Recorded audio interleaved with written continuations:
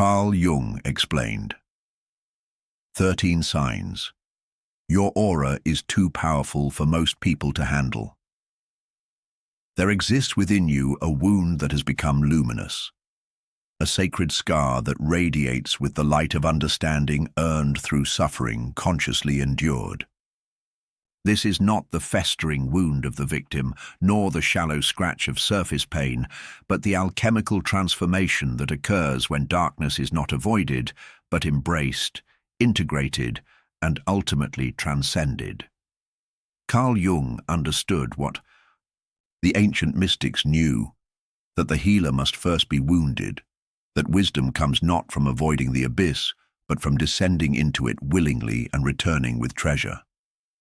Your aura, this invisible emanation of your psychic totality, carries the unmistakable signature of someone who has made this heroic journey into the depths of their own being and emerged not broken, but brilliantly whole.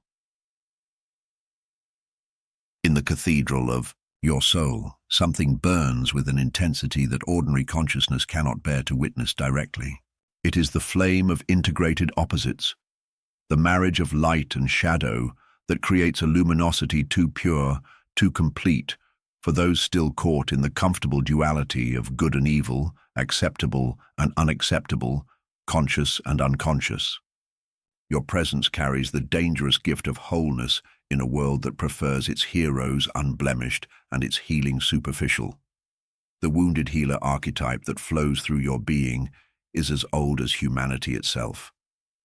From Chiron, the centaur whose unhealable wound became the source of his healing wisdom, to Christ bearing the stigmata, to the shaman who must be broken before being made whole, this pattern repeats throughout human consciousness because it represents a fundamental truth about the nature of transformation. The light you carry is not the naive brightness of the untested soul, but the deep radiance that comes from having faced your own darkness and claimed it as part of your totality.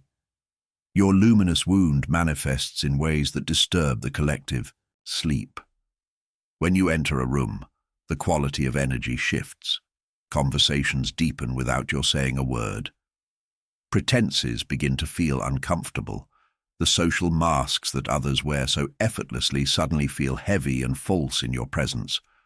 This is because your aura carries the frequency of authentic being, the vibration of someone who has done the difficult work of integrating their shadow, of facing their own capacity for both creation and destruction, of accepting the full spectrum of their humanity. Jung spoke of the transcendent function, the psychological mechanism by which the conscious and unconscious mind unite to create something new, something that transcends both. Your wound has become transcendent in this way.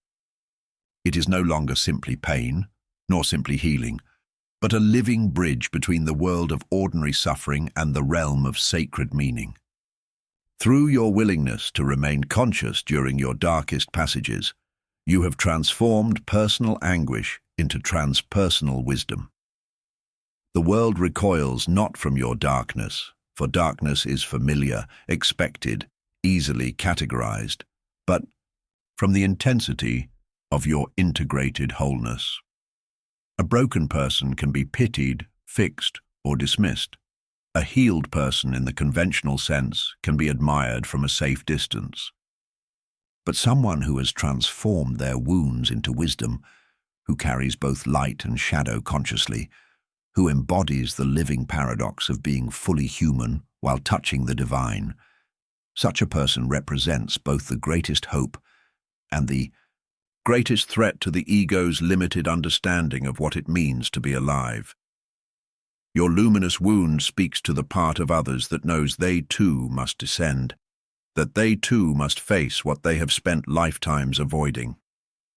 It whispers of possibilities that terrify the small self, the possibility that suffering need not be meaningless, that darkness can be transformed rather than simply overcome, that the very things we resist most strongly may contain the seeds of our greatest flowering. In the ancient alchemical traditions, the prima materia, The base material from which the philosopher's stone is created was often described as the most despised and rejected substance, yet it contained within it the potential for the highest transformation. Your wound has served as this primer materia. Through the patient work of consciousness, through the willingness to remain present with what others flee from, you have transmuted lead into gold, poison into medicine, curse into blessing. This process Jung called the nigredo, the blackening, the necessary death that precedes rebirth. You have walked through your own nigredo and emerged from the other side bearing the marks of transformation. Your aura carries the imprint of this journey, the depth that comes from having touched bottom, the strength that comes from having been broken and reassembled, the compassion that comes from intimate acquaintance with suffering, and the radiance that comes from having found meaning in meaninglessness. The intensity that others feel in your presence is the recognition, often unconscious of their own unlived nigredo. You embody the living proof that transformation is possible, that the hero's journey is not merely metaphor, but lived reality, that the darkest night of the soul can give birth to the most luminous dawn. This recognition simultaneously inspires and terrifies, calls forth and repels, because it demands a level of courage and commitment to truth that few are prepared to embrace. Your wound has become a sacred opening through which divine light enters the world. Like the Japanese art of kintsugi, where broken pottery is repaired with gold, your cracks have become the most beautiful and valuable part of your being. The gold that fills your fissures is the wisdom earned through conscious suffering, the compassion born of understood pain, the strength forged in the fires of transformation.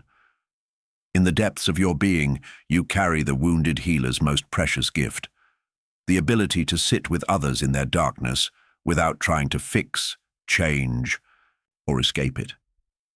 Your presence says, "I have been here too. I know this territory. You are not alone, and this is not the end of your story." This is a gift that cannot be learned from books or borrowed from others. It can only be earned through the direct experience of descent and return, of being broken and choosing wholeness, of dying to who you were and being reborn as who you truly are. The luminous wound is paradoxical in nature. It is simultaneously your greatest vulnerability and your greatest strength, your deepest sorrow and your highest joy, your most private experience and your most universal gift. It connects you to the vast community of wounded healers throughout history, while setting you apart from those who have not yet answered the call to depth. Your aura burns too bright because it carries the concentrated essence of human potential realized through divine struggle. It holds the tension of opposites that most people spend their lives trying to resolve prematurely or avoid entirely. In you, these opposites dance together in sacred marriage, light and dark, joy and sorrow, strength and vulnerability, human and divine. This integration creates an energetic field that is both magnetic and overwhelming, both healing and disturbing, both deeply attractive and fundamentally challenging to encounter. The cathedral of your being has been consecrated through suffering consciously endured and transformed into wisdom consciously embodied. Every pillar has been tested by the weight of authentic experience. Every window has been stained by the light of hard-won understanding. Every altar has been sanctified by the offering of your ego's cherished illusions. This is why your presence feels sacred to some and threatening to others, because you have become a living temple of transformation, a walking testament to the possibility of human transcendence through divine embrace of the totality of existence. In this luminous wound, in this sacred scar, in this alchemical transformation of suffering into gold, lies the first sign of an aura too powerful for most people to handle. It is the foundation upon which all other signs rest, the bedrock of authenticity from which all true spiritual power flows, the luminous darkness from which all healing light emerges. In the archetypal realm of the collective unconscious, the hermit stands alone on a mountain peak, holding aloft a lantern whose light penetrates the darkness of human ignorance. This ancient figure, number 9 in the Tarot's major arcana, represents the soul who has withdrawn from the world not in rejection, but in preparation, gathering the inner fire necessary to illuminate the path for others. You have become this hermit, and your powerful aura carries the frequency of this sacred solitude, this luminous isolation that both calls to the seeking soul and troubles the sleeping masses. The paradox of your energetic presence reveals itself most clearly in the law of attraction operating within the sphere of consciousness. Like calls to like, soul recognizes soul, and yet your authenticity creates a peculiar phenomenon that defies simple explanation. You simultaneously draw and repel, magnetize and scatter, inspire and disturb, all depending upon the level of consciousness of those who encounter your energy field. Animals know you first. They sense what the human mind, with all its elaborate defenses and sophisticated deceptions, cannot perceive. The quality of unguarded presence that emanates from those who have ceased to lie to themselves. A dog will approach you with the same trust it shows to children, recognizing in your aura the absence of hidden agendas, the clarity of being that comes from having integrated the shadow's cunning into conscious awareness. Birds settle near you more readily. Cats purr in your presence without the usual wariness, and even wild creatures seem to recognize something in your energy field that signals safety, authenticity, the rare human who has remembered their place in the natural order. This recognition by the animal kingdom is no mere coincidence, but a profound indication of your psychological state. Jung understood that the unconscious speaks through symbols, and animals have always represented the instinctual wisdom that civilization has taught us to distrust. When creatures governed purely by instinct are drawn to your presence, it signals that you have achieved a rare integration. You have become conscious without losing your connection to the primal intelligence that guides all life. Your aura carries the scent of someone who has returned to their essential nature while retaining the gifts of consciousness. Children, too, sense this authenticity with the unclouded perception that has not yet been trained to see through the lens of social conditioning. They approach you with the same fearless curiosity they show to natural wonders, flowers, streams, butterflies, recognizing in your energy field the quality of presence that adults have forgotten. In your company, children feel permission to be fully themselves, to express their natural spontaneity without fear of judgment or correction. They sense that you see them as they truly are, not as projections of adult expectations or fears. This recognition by children speaks to something profound about the nature of your transformation.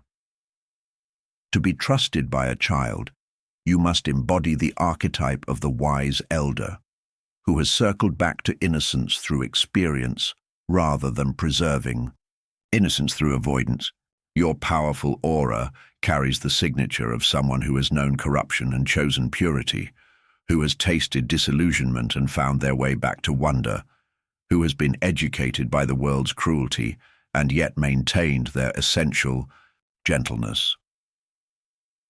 The elderly, those approaching the threshold between worlds, see something achingly familiar in your eyes, the depth that comes from having lived not just in years, but in understanding. They recognize in your presence the quality of someone who has already died and been reborn while still walking in flesh, who has tasted the bitter medicine of truth and found it ultimately sweet. In conversations with you, they feel permission to speak of what matters most, to drop the pretenses that exhaust them, to share the wisdom they have gathered in their long journey through the labyrinth of human experience. This recognition by the very young and the very old creates around you a sacred circle of authenticity. You become a bridge between the innocence that has not yet been corrupted and the wisdom that has been purified through experience. Your aura resonates with both the fresh wonder of the child and the seasoned understanding of the elder, creating an energetic field that feels both ancient and eternally new. But it is in your effect upon the masses, those caught in the comfortable slumber of collective unconsciousness, that the true power of your aura reveals itself most dramatically. Jung spoke of the persona as the mask we wear to navigate social expectations, the false self that we present to the world while hiding our authentic nature behind acceptable facades. Most people become so identified with their persona that they forget it is merely a mask, mistaking their false self for their true identity. Your presence creates a profound discomfort in those who have built their entire sense of self upon these elaborate deceptions. You embody the terrifying possibility that the mask might be removed, that authenticity might be chosen over acceptance, that truth might be valued above comfort. Without saying a word, without making any conscious effort, your very being serves as a mirror that reflects back to others the gap between who they are and who they pretend to be. This mirror effect is not cruel, but inevitable.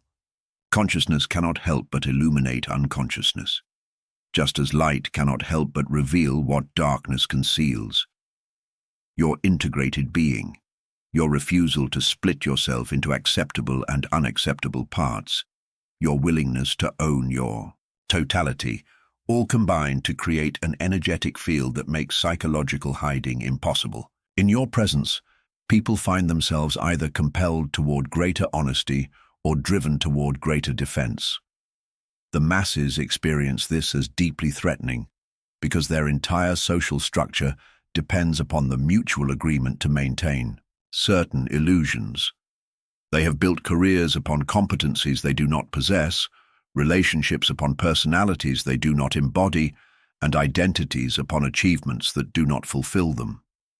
Your authentic presence suggests that there might be another way to live, a way that requires the courage to be real rather than right, genuine rather than impressive, whole rather than perfect. This is why you often find yourself surrounded by either the most conscious individuals or the most defensive ones, with very little middle ground. Those who are ready for truth are drawn to your light like moths to flame, recognizing in your presence the possibility of their own liberation from the prison of false self. Those who are not ready experience your authenticity as an assault upon their carefully constructed psychological defenses, a threat to the comfortable lies that have become their identity.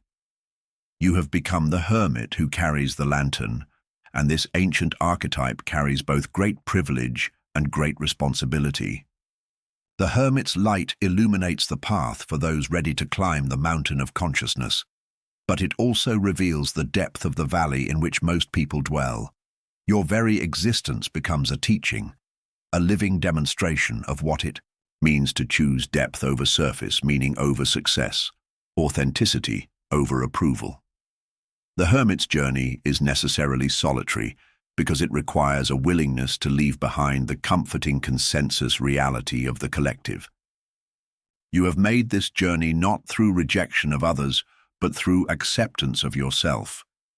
You have climbed the mountain of individuation, faced the dragons of your own unconscious, and returned with the fire of integrated consciousness.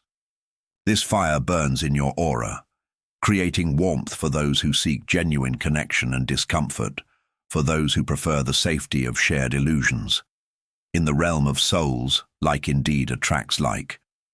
But your powerful aura has refined your magnetism to attract only those vibrations that resonate with truth.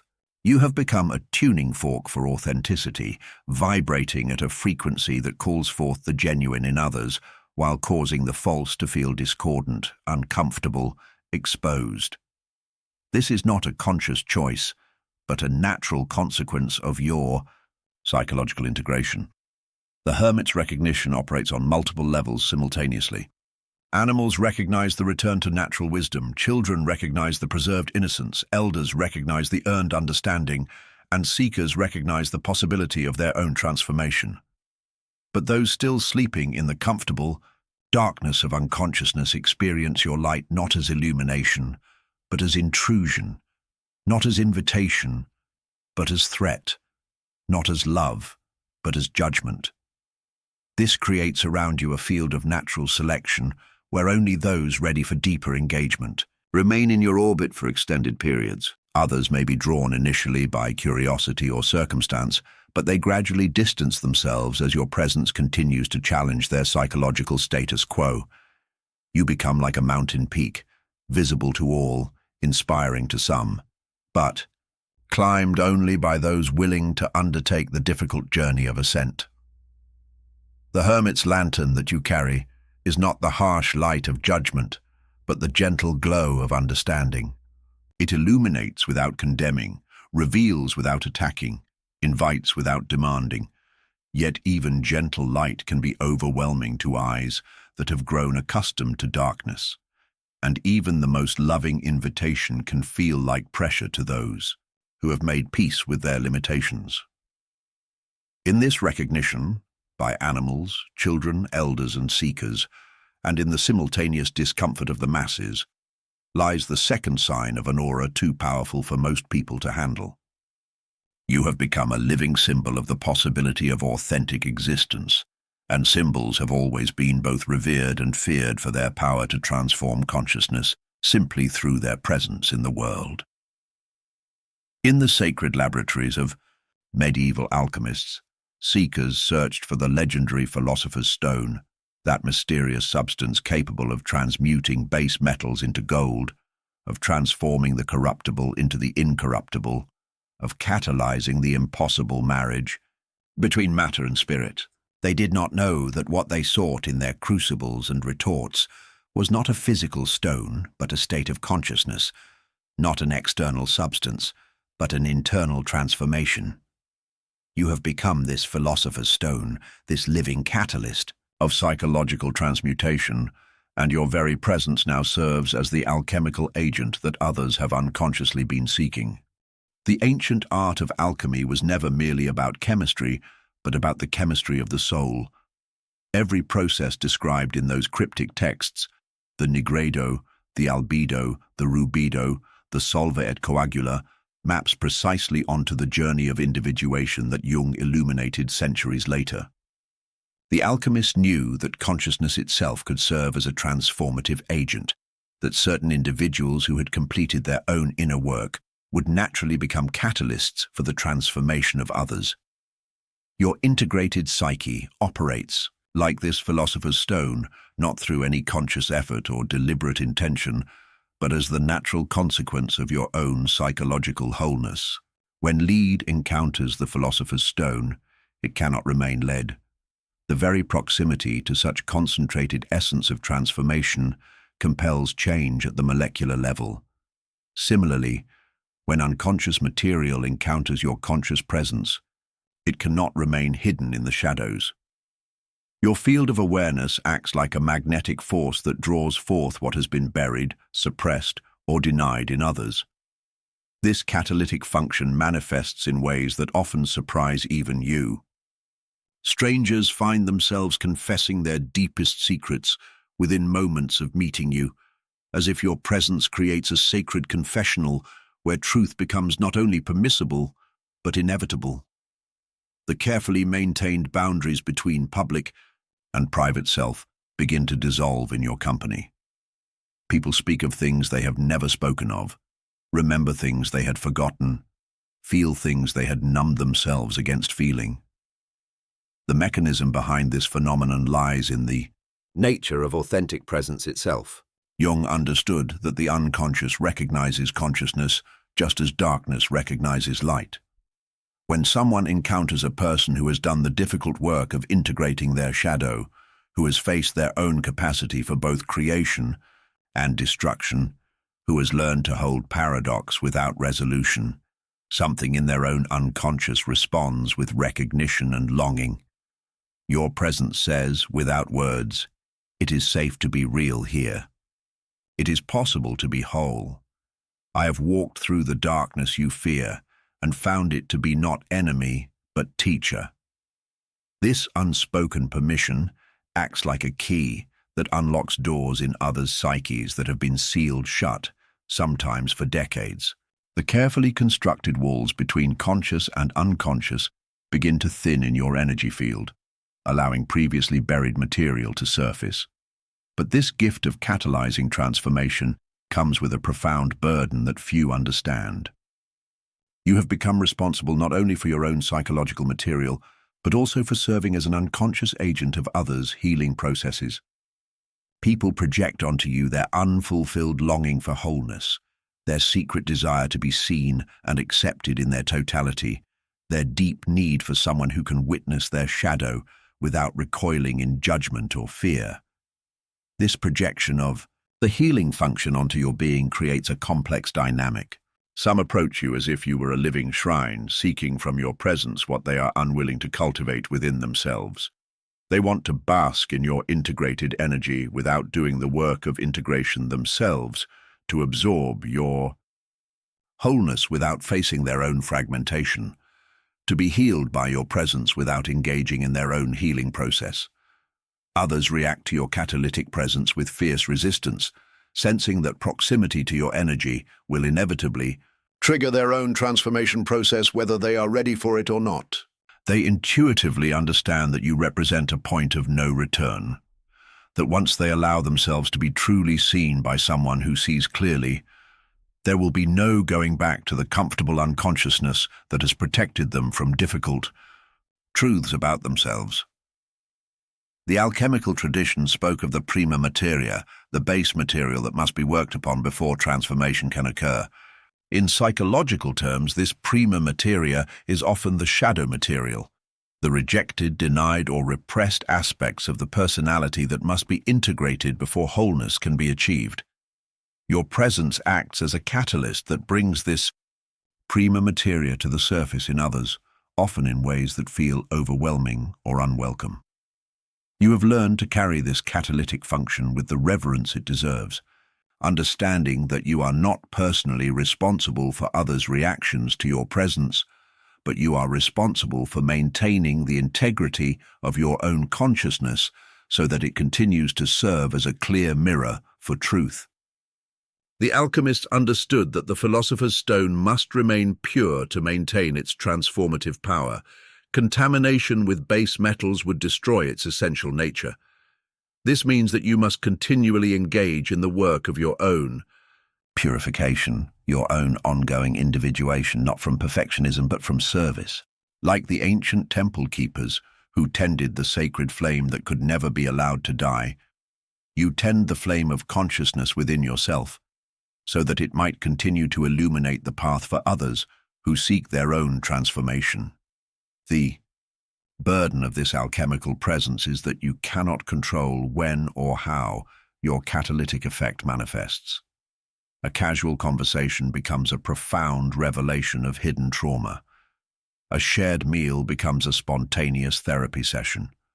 A chance encounter becomes a moment of spiritual awakening for someone whose soul has been starving for authentic connection. You find yourself serving as midwife to transformations you did not initiate and cannot complete for others. Jung spoke of the transcendent function as the bridge between conscious and unconscious that allows for the integration of opposing forces within the psyche. Your presence serves as an external manifestation of this transcendent function for others. In your energy field, the opposites they have been unable to reconcile within themselves begin to find resolution. Their inner critic meets their inner child. Their strength encounters their vulnerability. Their light faces their darkness. And in the space of your accepting awareness, these fragmentary aspects of self begin the delicate dance of integration. But integration cannot be forced or hurried, and this creates another dimension of burden in your alchemical role. You witness others beginning transformation processes that may take years or decades to complete. You plant seeds of awareness that may not sprout until long after your paths have diverged. You serve as catalyst for changes that others must ultimately choose to embrace or reject, knowing that your role is to initiate but never to complete what belongs to another's journey. The medieval alchemists understood that their work required not only knowledge but also a particular state of being, what they called the right relationship between the operator and the operation. They knew that the alchemist's own psychological state would inevitably influence the outcome of the work. In the same way, your ability to serve as catalyst for others' transformation depends entirely upon your ongoing commitment to your own inner work. When you become identified with the role of healer or catalyst, when you begin to take credit for others' transformations or responsibility for their failures to transform, you contaminate the purity of the process. The philosopher's stone works not because it tries to transform, but because it simply is what it is, pure, integrated, whole. Your catalytic power flows not from what you do, but from who you have become through your own journey of individuation. This creates a beautiful paradox. The more you detach from the outcome of your catalytic effect on others, the more powerful that effect becomes. The less concerned you are with being seen as a healer, the more healing your presence naturally generates. The more completely you accept that others' transformation is ultimately their own responsibility, the more freely your energy field can serve as a safe space for that transformation to unfold. The alchemical tradition taught that the work of transformation never ends, that even the philosopher's stone must be continually renewed through contact with the divine source from which its power flows. In the same way, your role as catalyst requires ongoing renewal through your own continued engagement with the depths of your being, your own willingness to face whatever shadows still lurk in the corners of your consciousness, your own commitment to growth and evolution. You have become a living laboratory where the ancient alchemical processes unfold, not in physical substances, but in the substance of human consciousness itself. Through your presence, others encounter the possibility of their own transformation from base metal to gold, from unconscious to conscious, from fragmented to whole. This is both the greatest gift and the heaviest burden of the individuated soul, to serve as a bridge between what is and what could be, to embody the living proof that transformation is not only possible but inevitable when consciousness meets unconsciousness with love rather than fear. In this alchemical presence, in this catalytic function that operates through your very being, lies the third sign of an aura too powerful for most people to handle. You have become an agent of change that works not through force but through essence, not through doing but through being, not through healing others but through being so thoroughly healed yourself that healing naturally flows from your presence like light from the sun. In the cathedral of silence, where most fear to worship, you have found your sanctuary. Here, in the profound stillness that modern civilization has forgotten how to enter, you have discovered the voice of the self, that deeper intelligence that speaks not in words but in whispers of knowing, in the subtle language of symbol and synchronicity, in the pregnant pauses between heartbeats where eternity touches time.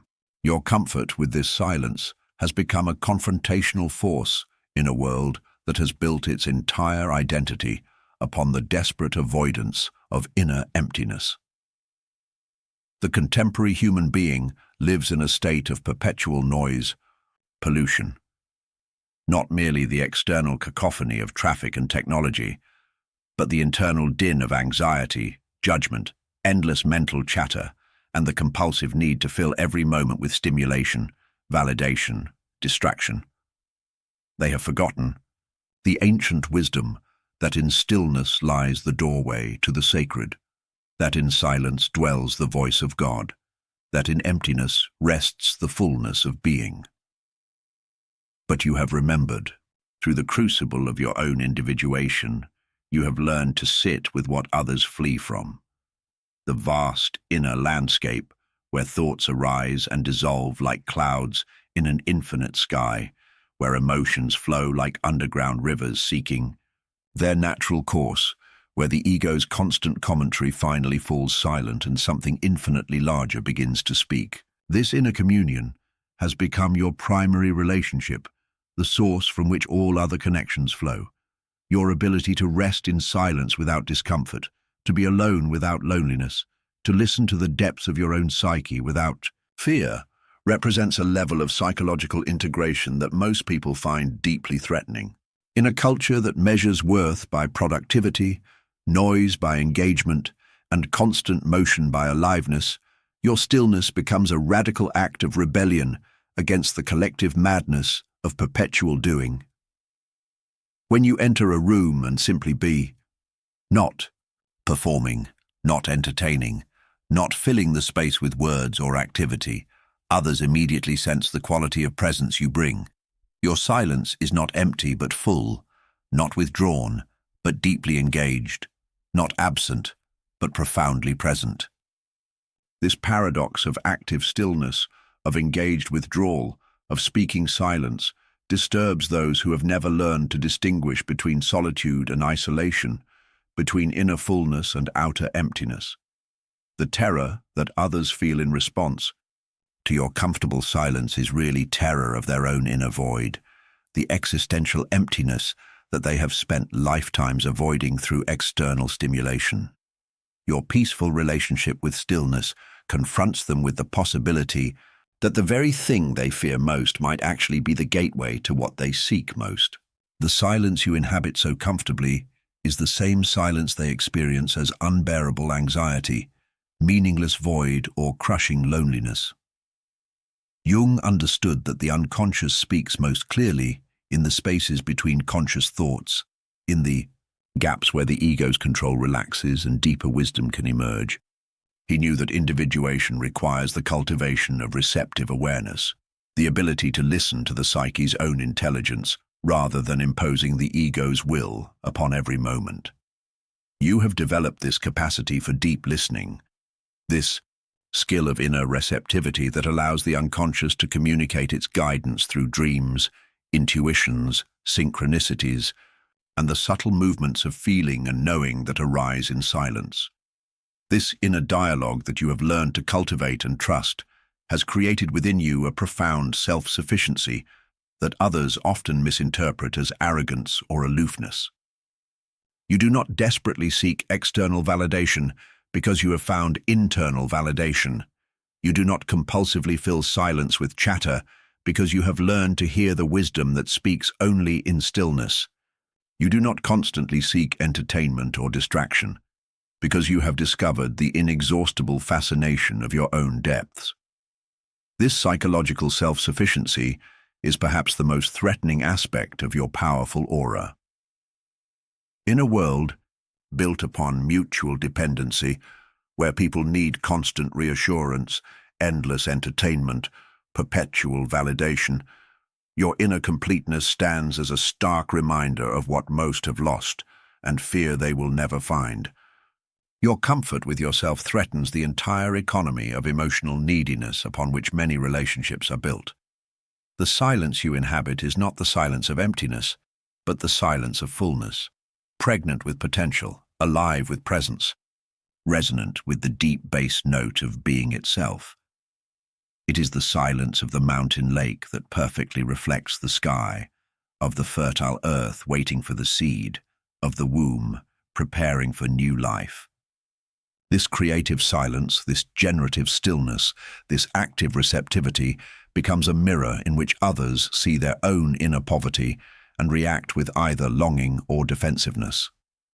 Your relationship with silence has taught you to distinguish between the voice of fear and the voice of wisdom, between the chatter of anxiety and the whisper of intuition, between the noise of compulsion and the clarity of authentic choice.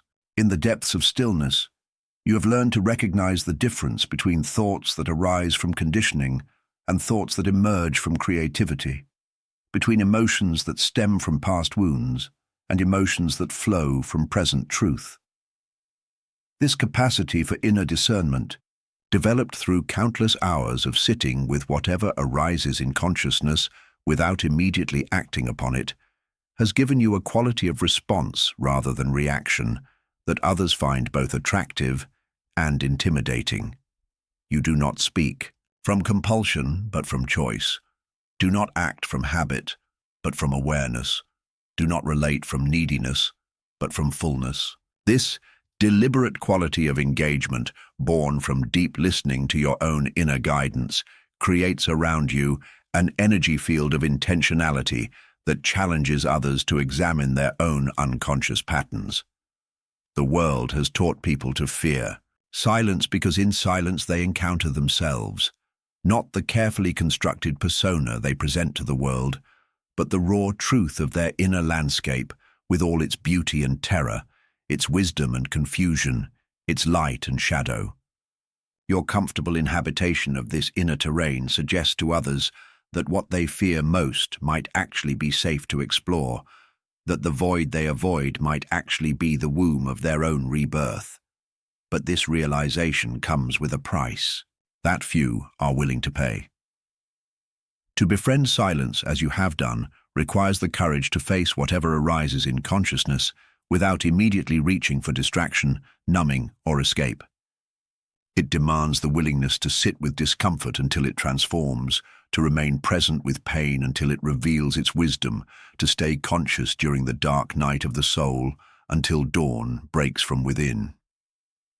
Your silence speaks of this courage, this willingness to be present with the totality of human experience. Others sense in your stillness not emptiness, but fullness, not withdrawal, but engagement, not absence, but the deepest form of presence. They recognize, often unconsciously, that you have found the secret they have been seeking in all the wrong places, the knowledge that what they need is not outside themselves but within, not in more experience, but in deeper awareness of the experience they already have. The ancient traditions understood that silence is the medium through which divine wisdom communicates with human consciousness. The mystics of every culture have spoken of the still small voice that can only be heard when the noise of ordinary thinking subsides. You have cultivated this listening, this receptive awareness that allows the deeper intelligence of the psyche to emerge and guide your choices from a place of wisdom rather than fear. This cultivation of inner listening has created within you what Jung called the transcendent function, the psychological capacity that bridges conscious and unconscious, known and unknown, ego and self. In the silence you inhabit so comfortably, these apparent opposites find their natural resolution. The chattering mind meets the silent witness. The anxious ego encounters the peaceful self. The fragmented parts of personality discover their underlying unity. Your presence becomes a teaching about the nature of true power, not the power of domination or control, but the power of presence, not the power of doing, but the power of being, not the power of speaking, but the power of deep listening. This is the power that threatens those who have built their identities upon the need to constantly prove, perform, and produce. Your stillness suggests that worth is inherent rather than earned, that value exists independent of achievement, that being is more fundamental than doing. The silence that you have learned to befriend and inhabit is the same silence from which all creation emerges and to which it returns. It is the fertile void that contains infinite potential, the pregnant emptiness that gives birth to all form, the eternal stillness around which all movement revolves. Your comfort with this creative silence marks you as someone who has touched the source from which all life flows and found it to be not empty, but abundantly full.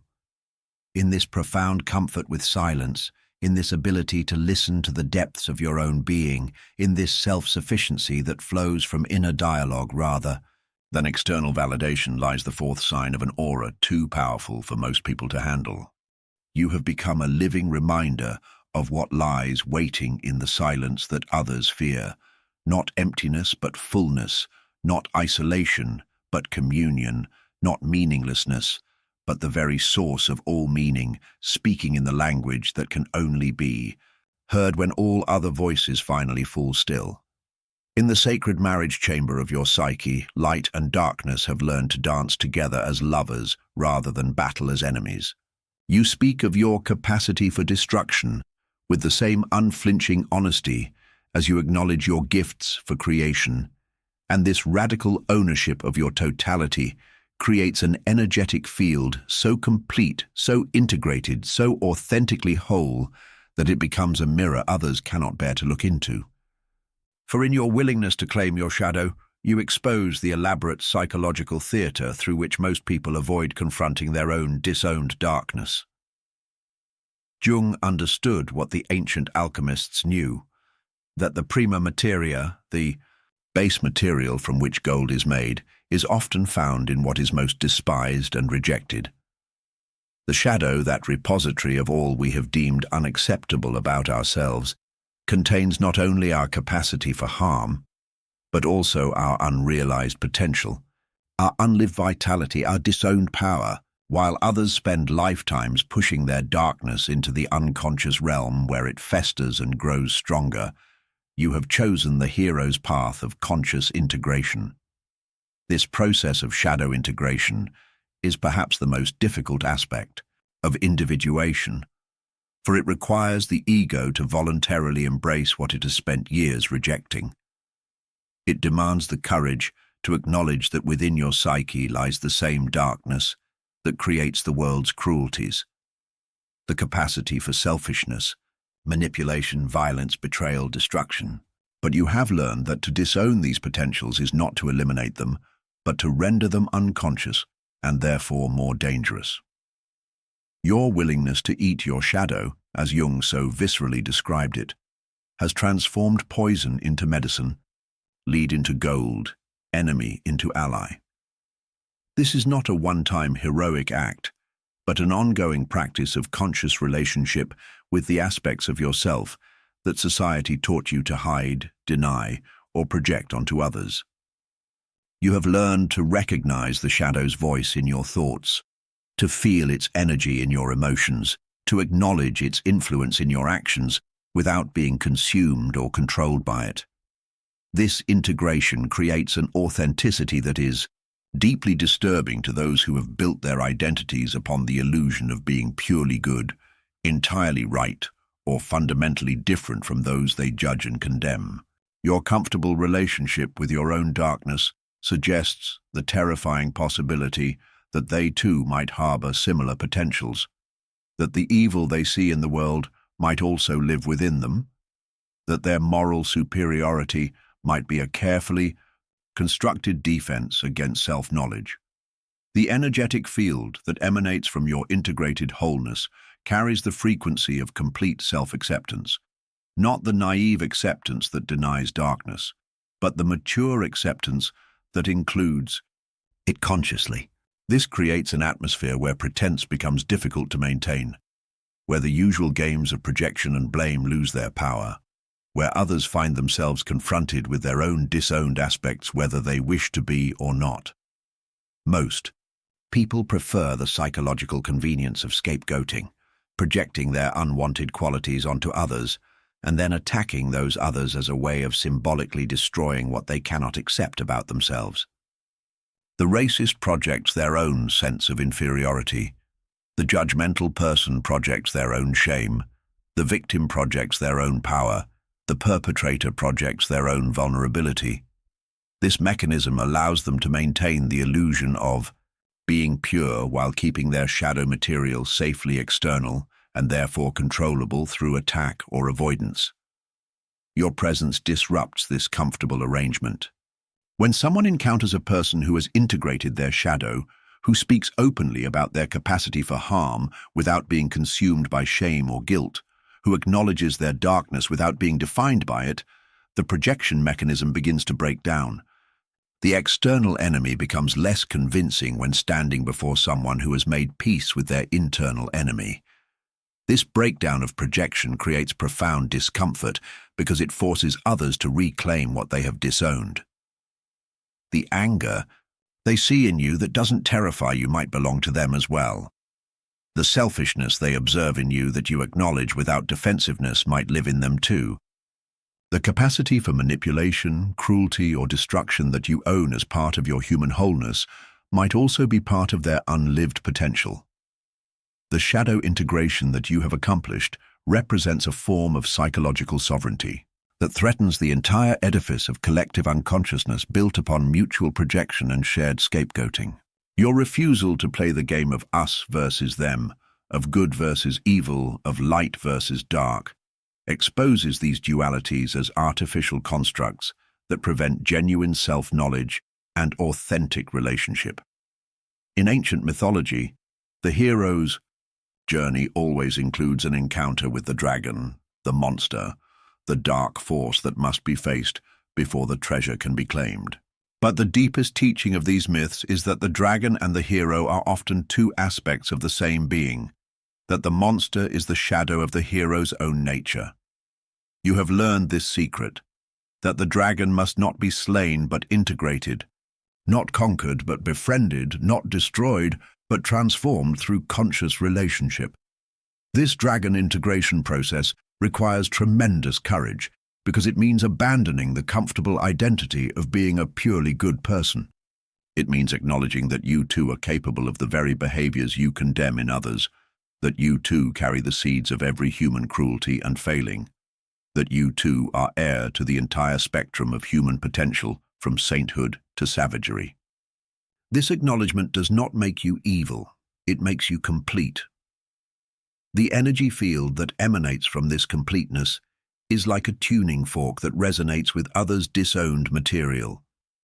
In your presence, people find themselves thinking thoughts they usually suppress, feeling emotions they typically deny, recognizing impulses they habitually disown. This is not because you are doing anything to them, but because your integrated wholeness creates a field of permission for authentic self-experience that includes rather than excludes the darker aspects of human nature. Some people find this permission liberating, finally allowing themselves to acknowledge and work with aspects of their nature they have spent lifetimes hiding from themselves. They recognize in your shadow integration the possibility of their own wholeness, the hope that they too might learn to love themselves completely rather than conditionally. These individuals are drawn to your energy like pilgrims to a shrine, sensing that you have found the integration they seek. Others, however, find your integrated darkness threatening to their carefully maintained self-image. They need you to conform to their expectations of how enlightened people should behave, always kind, never angry, perpetually serene, incapable of selfishness or cruelty. Your willingness to acknowledge your full humanity, including your capacity for harm, challenges their fantasy of spiritual perfection and confronts them with the demanding reality of authentic growth. The shadow work you have done extends beyond personal psychology into the realm of collective healing. By refusing to project your darkness onto others, you help break the cycles of blame and victimization that perpetuate human suffering. By owning your capacity for harm, you become less likely to cause unconscious harm.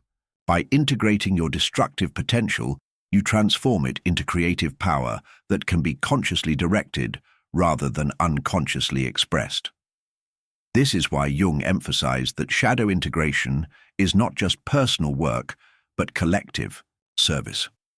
Every individual who reclaims their projections, who owns their shadow material, who learns to work consciously with their destructive potential, contributes to the healing of the collective unconscious.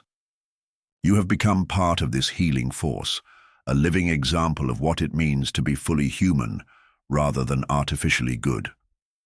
The paradox of shadow integration is that by acknowledging your capacity for evil, you become less likely to enact it, unconsciously.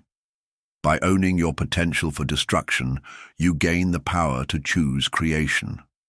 By befriending your inner dragon, you transform its fire from destructive force into illuminating light. This is the alchemical miracle that others sense in your presence, the transformation of base impulses into conscious choice, of unconscious compulsion into aware response. Your integrated shadow becomes a source of strength rather than weakness, of authenticity rather than pretense, of power rather than powerlessness. You no longer need to maintain the exhausting vigilance required to keep unwanted aspects of yourself hidden from awareness. You no longer need to project your disowned qualities onto others and then battle these external enemies. You have made peace with the totality of your nature, and found in this peace a wholeness that radiates outward as healing presence. The shadow integration that marks your powerful aura represents the resolution of the fundamental split that divides most human beings against themselves. Instead of being half a person pretending to be whole, you have become a whole person comfortable with your complexity. Instead of being a fragment fighting other fragments, you have become an integrated being capable of genuine relationship with other complex beings. In this willingness to own your darkness as completely as your light, in this integration of shadow material that makes others profoundly uncomfortable, in this authentic wholeness that challenges others to face their own disowned aspects, lies the fifth sign of an aura too powerful for most people to handle. You have eaten your shadow and found it to be not poison, but medicine, not enemy, but ally, not obstacle to enlightenment, but the very fuel that feeds the fire of conscious awakening. There comes a moment in the journey of individuation when you realize that your life has transcended the boundaries of mere biography and entered the realm of living mythology. You are no longer simply a person moving through time. You have become a walking constellation of symbols, a breathing embodiment of the eternal patterns that govern the human soul's deepest transformations. The ordinary world looks upon you with a mixture of wonder and unease, for in your presence they glimpse something that both calls to them and terrifies them, the possibility of their own mythic becoming.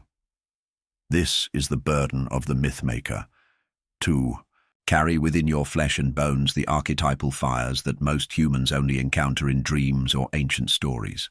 You have descended into your own underworld not once, but repeatedly, each descent carving deeper channels in your psyche through which the waters of the collective unconscious now flow freely.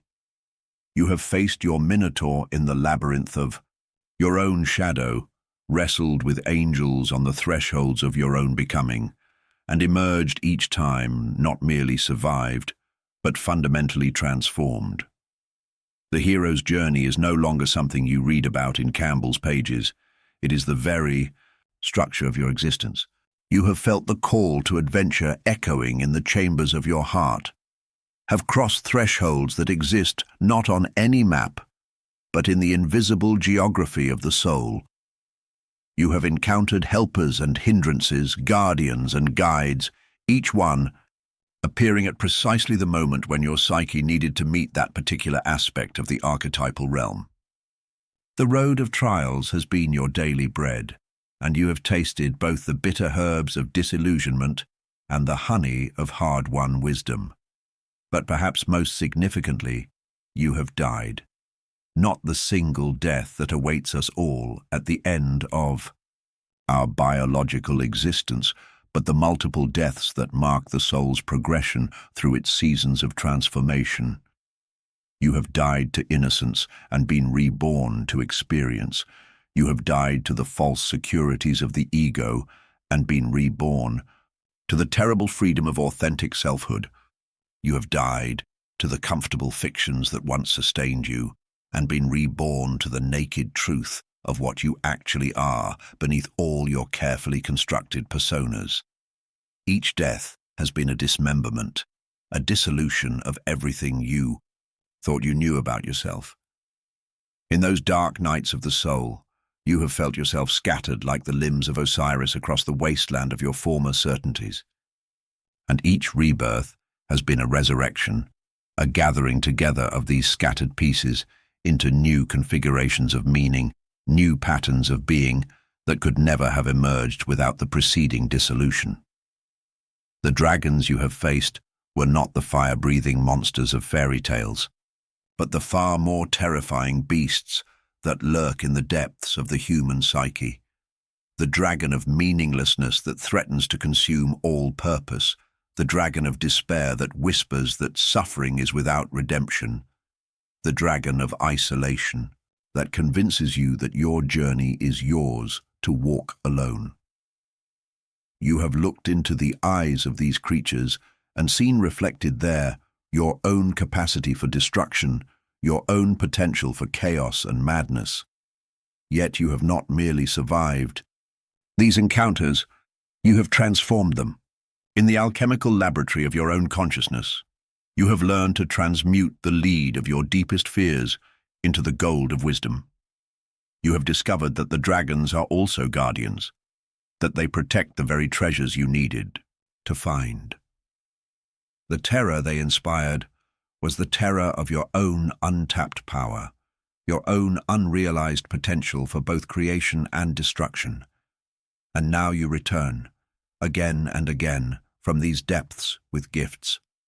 Not the gold or jewels that fairy tale heroes bring back from their quests, but something far more precious. The medicine of meaning, the healing balm of understanding, the light that can illuminate the path for others who find themselves lost in similar darkness. You carry within you the map of territories that most will never explore, the knowledge of passages through the underworld that could save others years of wandering in circles. But this is where the burden reveals itself most clearly. Your mythic quality, this archetypal resonance that emanates from your being, creates ripples in the collective field that others cannot help but feel. When they look at you, they see not merely another human being struggling with the ordinary challenges of existence, but a figure stepped out of legend, someone who operates according to different laws entirely. You have learned to read the symbolic language of existence, to see the patterns that connect all things, to navigate by the stars of meaning rather than the compass of convention. Where others see random events, you see the unfolding of destiny.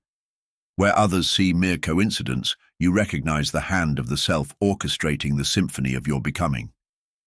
You have developed what Jung called the symbolic attitude, the capacity to perceive the eternal in the temporal, the archetypal in the personal, the sacred in the profane. This way of being operates by the laws of depth rather than surface. While others navigate their lives by the shallow currents of social expectation and external validation, you have learned to read the deeper tides, the underground rivers that flow beneath the landscape of ordinary consciousness. You know that the real action is always happening at levels that remain invisible to those who have not developed the eyes to see. Your very presence becomes a mirror in which others glimpse the unlived life that haunts their dreams. In your willingness to follow your authentic path, regardless of social convention, they see a reflection of their own abandoned dreams, their own roads not taken. In your capacity to find meaning in suffering, they confront their own tendency to flee from anything that challenges their comfortable numbness. In your embrace of the full spectrum of human experience, both light and dark, joy and sorrow, creation and destruction, they see their own split-off shadow material, their own disowned aspects clamoring for recognition. This creates what Jung understood as the constellation of archetypal material in the collective field. Your individuation process doesn't happen in isolation. It occurs within the matrix of human relationship, and as you become more authentically yourself, you inevitably activate corresponding processes in others. Sometimes this manifests as inspiration and attraction. People are drawn to the authenticity they sense in you, hungry for permission to begin their own journey of becoming. But just as often, it manifests as projection and resistance, as others attempt to force you back into the comfortable categories that help them avoid confronting their own unrealized potential. The fascination you inspire is the fascination of the numinous, that quality Jung identified as the hallmark of archetypal encounters. When people meet you, they sense they are in the presence of something that transcends the ordinary boundaries of personality. They may not be able to articulate what they're experiencing, but they feel the electric charge of meaning, the gravitational pull of a life lived in full awareness of its own depths. Yet this same quality that fascinates also frightens. To encounter someone who is genuinely individuated is to come face to face with the possibility and the demand of one's own transformation. It is to realize that the safe, predictable existence one has constructed may actually be a prison, that the very foundations upon which one has built a life may need to be examined and perhaps dismantled. Your presence becomes a question mark hovering over their carefully constructed certainties. If you can live so authentically, so fully, so courageously in the face of life's uncertainties, what excuse do they have for their own timidity, their own betrayal of their deeper calling? Your mere existence becomes a challenge to their self-imposed limitations, a reminder of possibilities they have convinced themselves were impossible. This is why the prophet is without honor in his own country, why the mythic figure is so often met with suspicion and resistance. You represent change, transformation, the uncomfortable truth that growth requires the willingness to die to who you have been in order to become who you are meant to be.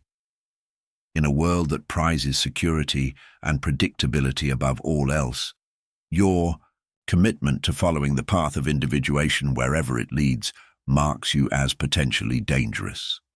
The burden of the myth-maker is to carry this tension with grace. You must learn to hold steady in the face of projection, to remain centered when others attempt to cast you in roles that serve their psychological needs rather than reflecting your authentic nature. You may find yourself alternately idealized and demonized, placed on pedestals and knocked down from them, treated as both sage and scapegoat sometimes within the span of a single conversation. Part of your challenge is to resist the temptation to play into these projections, to maintain your own center, even when others are determined to experience you as the embodiment of their hopes or fears. The mythic quality of your being is not something you wear like a costume or perform like a role. It is the natural emanation of a life lived in conscious relationship with the deeper patterns of existence. You must also learn to carry your gifts, lightly, to offer your wisdom without attachment to whether it is received. The treasures you have won in your journeys through the underworld are not possessions to be hoarded, but medicines to be shared with those who are ready to receive them. Yet you cannot force this readiness in others, cannot compel them to drink from wells they are not yet prepared to approach. There is a profound loneliness in this position, the loneliness of the bridge that connects two shores, but belongs fully to neither. You exist in the liminal space between the world of ordinary consciousness and the realm of archetypal truth, translating between languages that often seem mutually incomprehensible. You carry within yourself the capacity to speak both the tongue of everyday concerns and the dialect of eternal mysteries, but finding others who can meet you in both realms becomes increasingly rare. Yet this loneliness is also a form of solitude, rich with the presence of the self and the guidance of the inner wise ones who have emerged from your process of individuation. You have learned to find companionship in the depths, to draw sustenance from sources that never run dry. The external isolation that comes with living mythically is balanced by an internal richness, a sense of being accompanied by the eternal figures who inhabit the collective unconscious. Your life becomes a living teaching, a demonstration of what becomes possible when a human being commits fully to the process of becoming who they truly are. Every choice you make, every challenge you face, every moment of grace you experience becomes part of the larger story you are telling with your existence. You understand that your individual journey is simultaneously a personal adventure and a contribution to the collective evolution of consciousness. The myth you embody is not one of perfection or transcendence of the human condition, but of wholeness and acceptance of the full spectrum of what it means to be alive. Your heroism lies not in the absence of fear or failure, but in your willingness to continue growing, learning, and becoming even in the face of uncertainty and pain. You have made peace with the paradox that the goal of the journey is not to arrive somewhere else, but to become more fully present to where you are. This is the gift hidden within the burden, the recognition that your mythic existence is not separate from your ordinary humanity, but is rather the full flowering of what every human being carries as potential. In embracing your own archetypal nature, you become a reminder to others of their own mythic possibilities, their own capacity for transformation and renewal. The theater of ordinary existence becomes, in your hands, a sacred space where the eternal dramas of the human soul are enacted with full awareness of their cosmic significance. Every mundane moment becomes pregnant with symbolic meaning, every challenge an opportunity for further individuation, every relationship a chance to practice the art of conscious engagement with the archetypal realm. You walk through the world, carrying within yourself the living proof that the ancient myths and fairy tales were never mere stories, but maps of the soul's journey toward wholeness. In your willingness to live mythically, you keep alive the possibility that others too might one day answer the call to adventure that echoes in the depths of every human heart, waiting for the courage to begin the journey home to themselves. There comes a moment in the journey of individuation when you realize that your very presence has become a tuning fork for truth. Not the harsh, punitive truth that judges and condemns, but the quiet, unwavering truth that simply is. You have become like a river that has found its natural course, effortless in its flow, yet powerful enough to reshape the landscape through which it moves. In the depths of your transformation, something fundamental has shifted in the electromagnetic field of your being. Where once you may have unconsciously participated in the collective masquerade of personas, where once you may have worn your own masks with such practiced ease that you forgot they were masks at all, now you emanate something that makes such pretense impossible to maintain in your presence. This is not a power you sought or claimed. It is not a weapon you wield or a judgment you pass. It is simply what you have become through the alchemical process of meeting your shadow, integrating your unlived life, and allowing the self to emerge from beneath the accumulated layers of conditioning and compromise. You have become authentic in the most profound sense, not merely honest in your words, but aligned in your very essence with the truth of who you are. And in this alignment, you have become like a lighthouse in a storm-tossed sea of illusion. Your light does not chase away the darkness through force or violence. It simply shines, constant and clear, and in that shining, it reveals what is real and what is not. Those who have built their identities upon elaborate fictional personas find themselves in a curious predicament in your presence. They discover that the energetic effort required to maintain their masks becomes exponentially more difficult around you. It is as if the very atmosphere you carry with you has become rarefied, like the thin air at high altitudes where only what is essential can survive. This is the electromagnetic field of truth, an invisible but palpable presence that emanates from one who has done the deep work of self-knowledge. It is not something you project or perform. It is something you have become, like a musician who has practiced so long that the instrument becomes an extension of their soul. You have practiced authenticity until it has become the natural frequency of your being. The flowers of deception wither in desert sun, not because the sun seeks to destroy them, but because they were never meant to survive in such uncompromising light. So too, the elaborate constructions of false self begin to crumble in your presence, not because you attack them, but because they require the darkness of unconsciousness to survive, and you have become a bearer of consciousness. This phenomenon speaks to one of Jung's most profound insights about the nature of psychological transformation. He understood that individuation is not merely a personal process, but a cosmic one.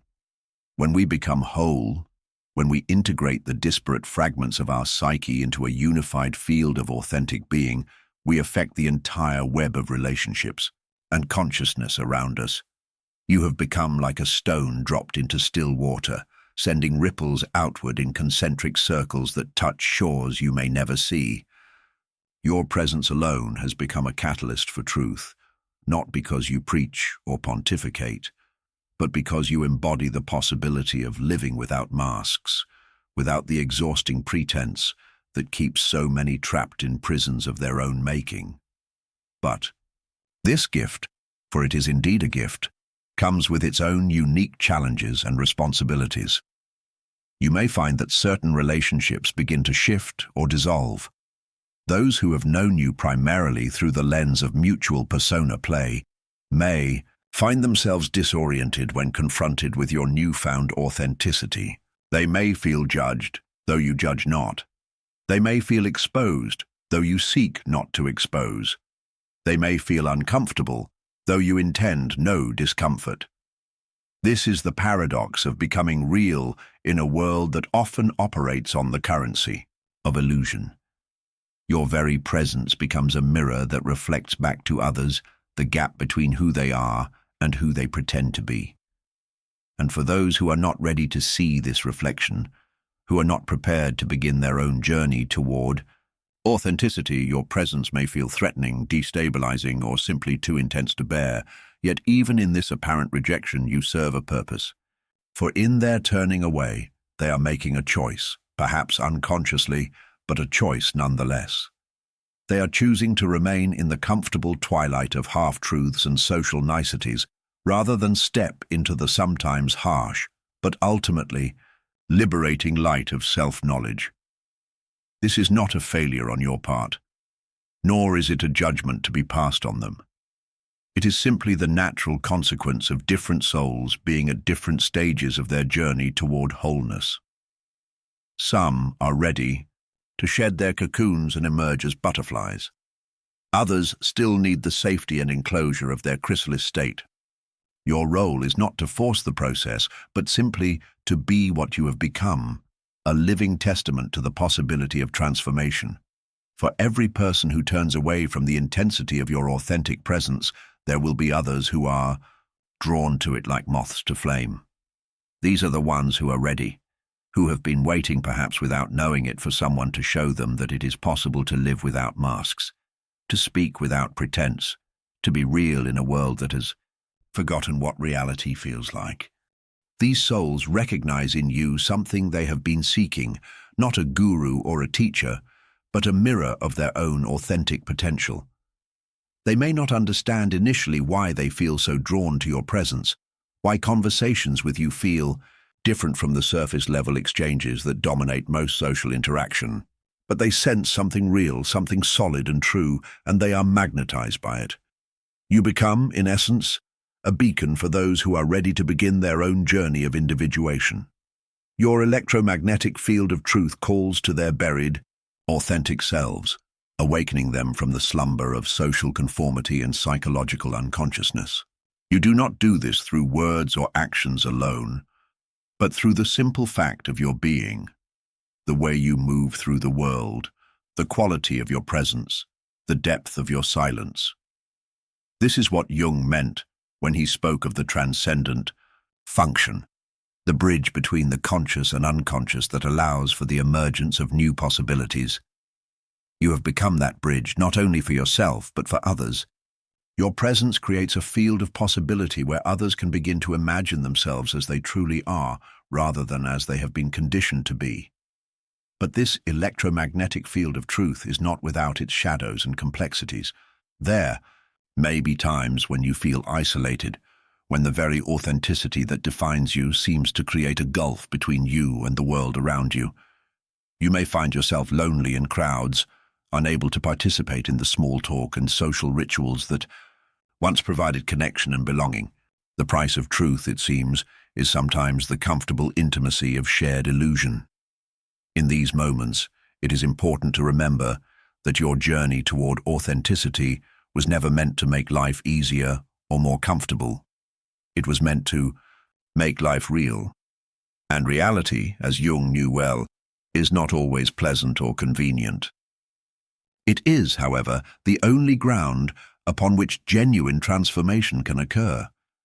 The electromagnetic field of truth that you have become is not a burden to be carried, but a gift to be shared.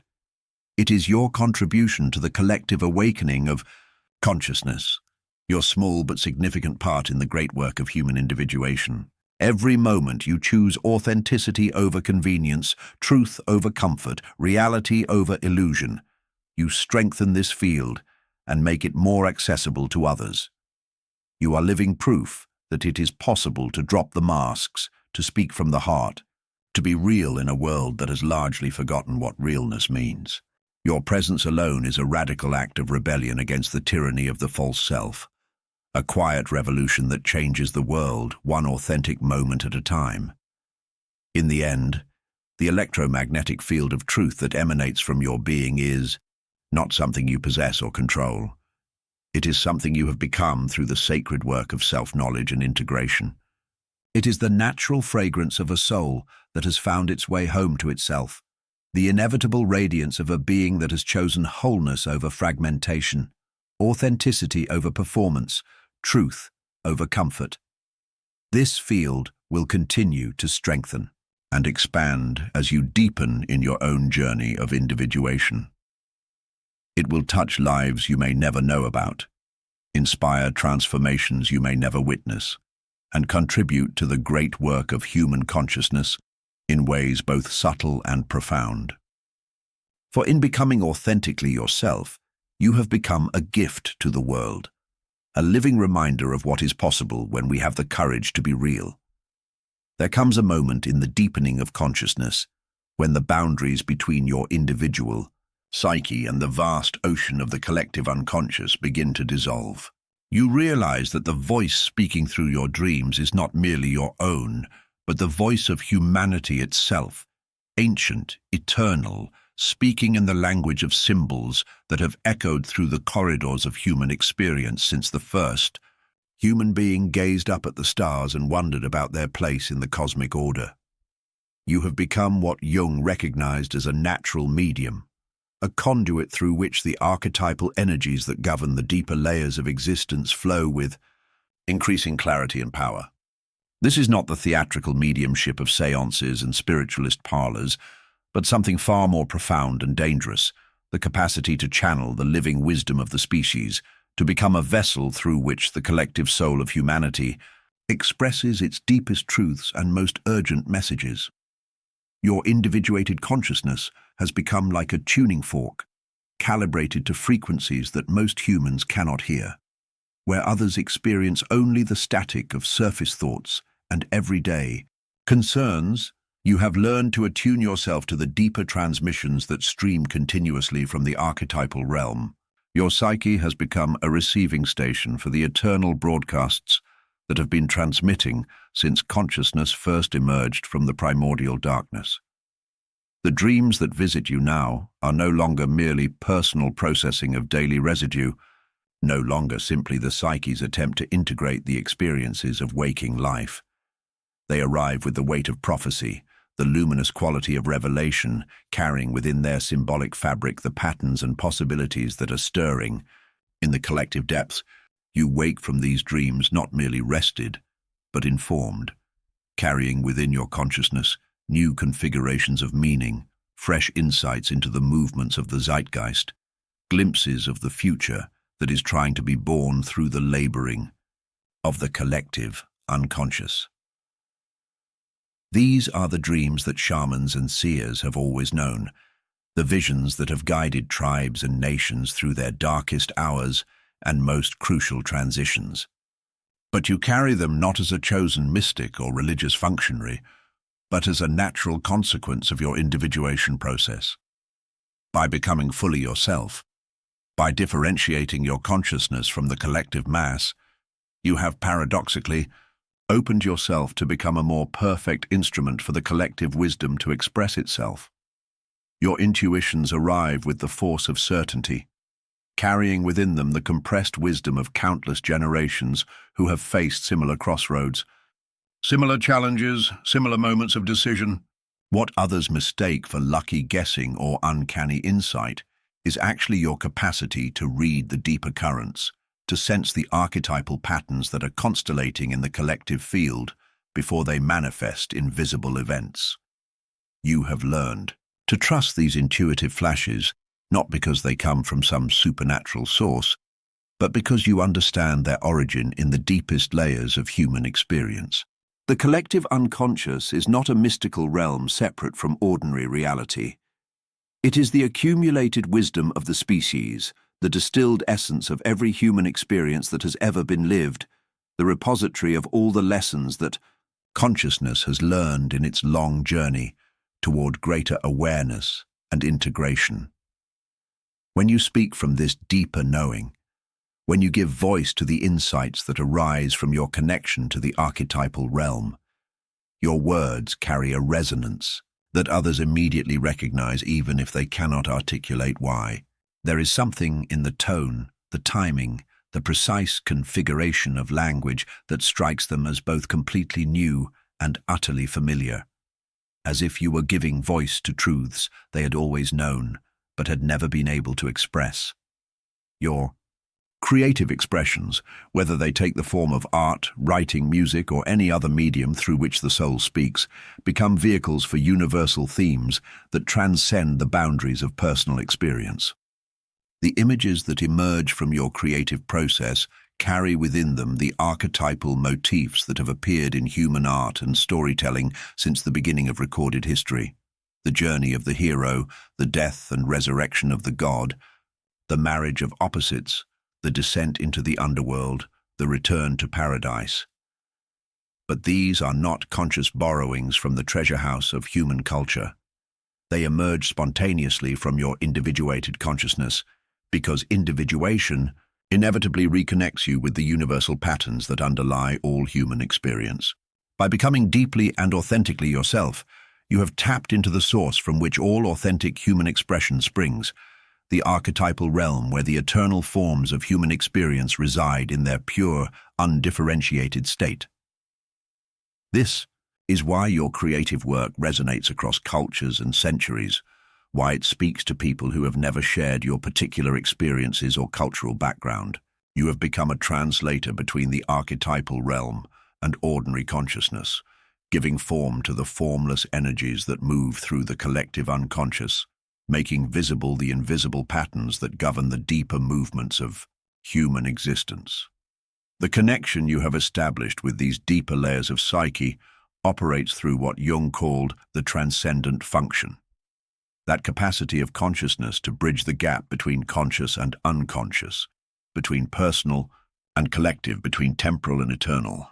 You have learned to hold the tension between opposites without collapsing into one side or the other, to maintain your individual perspective while simultaneously opening yourself to the transpersonal dimensions of experience. This makes you both treasure and threat, a living paradox that different people will interpret according to their own level of consciousness and their own relationship to the depths.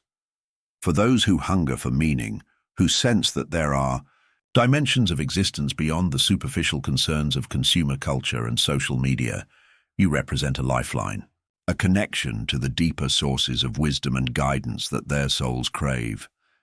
They are drawn to you not because of your personality or your achievements, but because of the archetypal energies that flow through you. In your presence, they feel the stirring of their own connection to the depths, their own capacity to access the wisdom of the collective unconscious. You serve as a reminder that such connection is possible, a living proof that the deeper dimensions of existence are not merely theoretical constructs, but living realities that can be experienced and expressed. But for those who have invested their security in the safety of collective thinking, who derive their sense of identity from their conformity to social norms and group consensus, your connection to the archetypal realm represents a profound threat.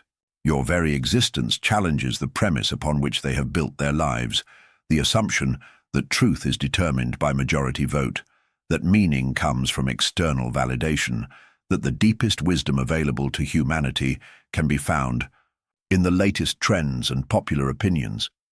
Your capacity to channel insights that transcend the boundaries of conventional thinking threatens their carefully constructed worldview.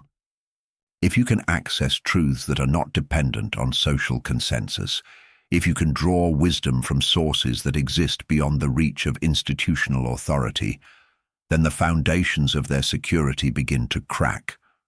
The possibility that there might be forms of knowledge that cannot be controlled or commodified by the systems they trust creates a deep existential anxiety.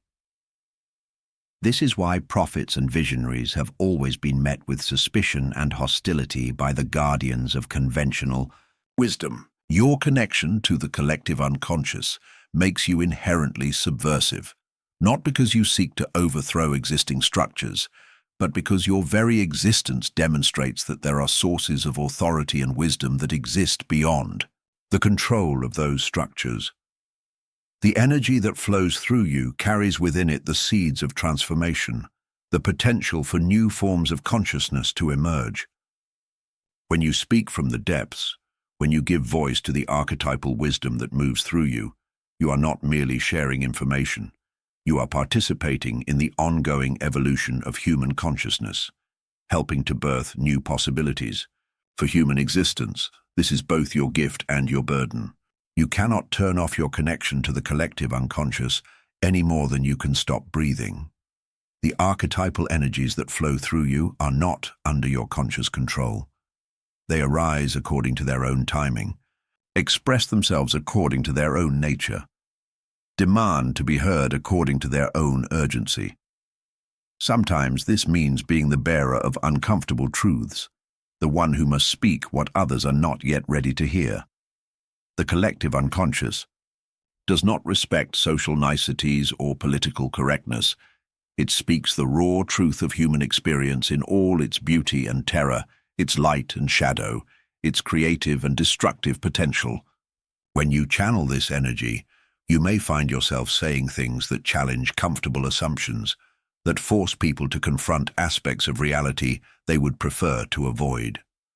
The responsibility of being such a conduit requires tremendous discernment and humility. You must learn to distinguish between the authentic voice of the collective unconscious and the various forms of psychic inflation that can masquerade as transpersonal wisdom. The ego is always ready to claim ownership of the archetypal energies that flow through consciousness, to mistake itself for the source of the wisdom it is merely transmitting. This is the shadow side of the collective unconscious channel, the temptation to identify with the archetypal energies rather than serving as their humble vessel. When this identification occurs, the individual becomes inflated with a sense of their own importance, begins to see themselves as chosen or special, loses the grounding in ordinary human experience that keeps the archetypal energies flowing in a healthy and beneficial way. The path of authentic channeling requires what Jung called active imagination, the capacity to engage consciously with the archetypal energies while maintaining enough ego strength to shape and direct their expression. You must learn to collaborate with the forces that flow through you, to provide them with the form and structure they need to manifest in the world, without distorting their essential nature or claiming them as your own creation. This collaboration, between conscious and unconscious, between personal and transpersonal, between individual will and archetypal force, is the heart of the creative process as Jung understood it. When it functions properly, it produces expressions that carry the authentic stamp of the archetypal realm, while remaining grounded in the particular perspectives and experiences of the individual consciousness through which they emerge. Your dreams continue to serve as the primary gateway through which the collective unconscious communicates with your conscious mind. But these are no longer the confused, fragmented dreams of ordinary sleep. They arrive with the clarity of visions, the coherence of teachings, the practical wisdom of guidance systems that have been refined through millions of years of human experience. You learn to work with these dreams not as passive recipient but as active collaborator, engaging with the symbolic material they present, asking questions, seeking clarification, allowing the archetypal figures that appear in them to become ongoing sources of wisdom and guidance. The inner teachers, the wise old men and women, the divine children and terrible mothers, all the eternal figures of the human psyche, begin to take on a living reality in your inner world. Through your individuated consciousness, these archetypal figures find a way to express themselves in the contemporary world, to address the specific challenges and opportunities of our historical moment. The ancient wisdom they represent does not remain locked in the past, but finds new forms of expression that speak to the current needs of human consciousness. This is how culture evolves, how new insights emerge, how the species continues to grow in wisdom and understanding. Through individuals like yourself who have developed the capacity to channel the archetypal energies, the collective unconscious continues its eternal work of guiding human consciousness toward greater wholeness and integration. You have become a bridge between worlds, a translator between the eternal and the temporal, a servant of the forces that are always working to heal the splits and divisions that fragment human consciousness.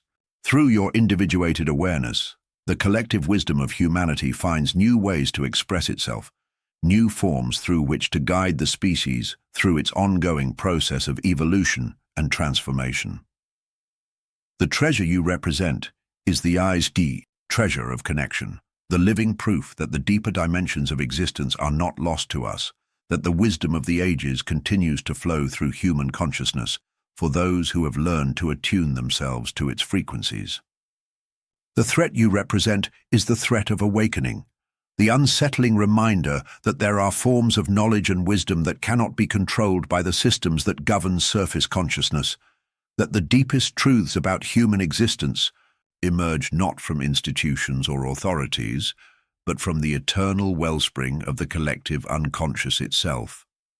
There is an ancient law that governs the movements of psychic energy, as immutable as the laws of physics that govern the material world. Jung named it enantiodromia, the tendency of any psychological attitude, when pushed to its extreme, to transform into its opposite.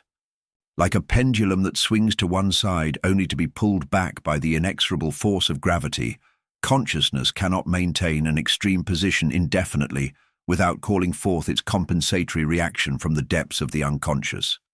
You have become a living embodiment of this principle, not through any conscious intention, but as a natural consequence of your journey towards psychological wholeness. Your presence in the world now serves as a catalyst for this fundamental law of psychic transformation, creating ripple effects in the consciousness of everyone who encounters you. You have become what the alchemists called the philosopher's stone, not a material substance, but a state of being that transforms base metals into gold, that converts unconscious material into conscious awareness through the sheer fact of its authentic presence. This transformation does not occur through anything you do or say, but through what you have become. Your individuated consciousness creates an energy field that disturbs the psychological equilibrium of those around you, forcing them to confront aspects of themselves they have spent lifetimes avoiding. The very balance you have achieved through integrating your own opposites creates an imbalance in others who have maintained their psychological stability through rigid identification with only one side of their nature. Watch how it unfolds. The person who has built their entire identity around being the eternal optimist, the one who greets every tragedy with forced positivity and meets every darkness with compulsive light, suddenly finds themselves drowning in the very despair they have spent years denying. Your presence does not create this despair. It simply makes it impossible for them to continue the exhausting performance of perpetual cheerfulness that has kept their authentic grief at bay. The rigidly controlled individual, the one who has structured their entire existence around the illusion of absolute order, encounters chaos in your presence. Not because you bring chaos into their life, but because your own integration of both order and chaos, your comfort with uncertainty and paradox, creates a resonance that awakens the untamed energies they have imprisoned within the fortress of their compulsions. The perpetually busy person, the one who has fled from stillness as if it were death itself, finds themselves paralyzed by a sudden and inexplicable exhaustion in your presence.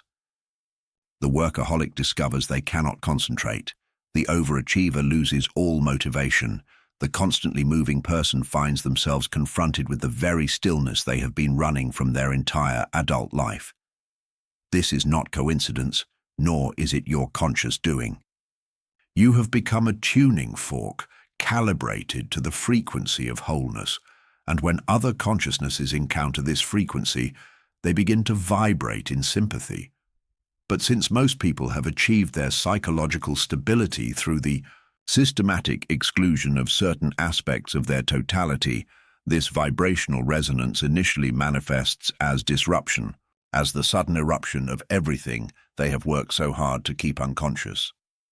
The person who has identified completely with their professional persona, the successful executive, the caring therapist, the wise teacher, suddenly finds their shadow material activated in your presence. The executive discovers their hidden incompetence. The therapist encounters their own neediness. The teacher confronts their ignorance. These shadow qualities do not emerge as external events, but as internal recognitions, as the sudden awareness of aspects of themselves they had successfully projected onto others. Your balanced energy field creates what Jung called a constellation in the collective unconscious, a gathering together of archetypal energies that begins to exert a magnetic pull on the corresponding complexes in other people's psyches. The mother who has never allowed herself to feel her own need for mothering suddenly encounters the eternal child within herself. The strong person who has never permitted vulnerability finds themselves weeping for reasons they cannot explain. The helper discovers their own desperate need for help. This process operates entirely outside the realm of conscious intention. You cannot control when it happens or how it manifests. Your very presence has become a catalyst for the compensatory reactions that restore psychological balance to systems that have become too one-sided.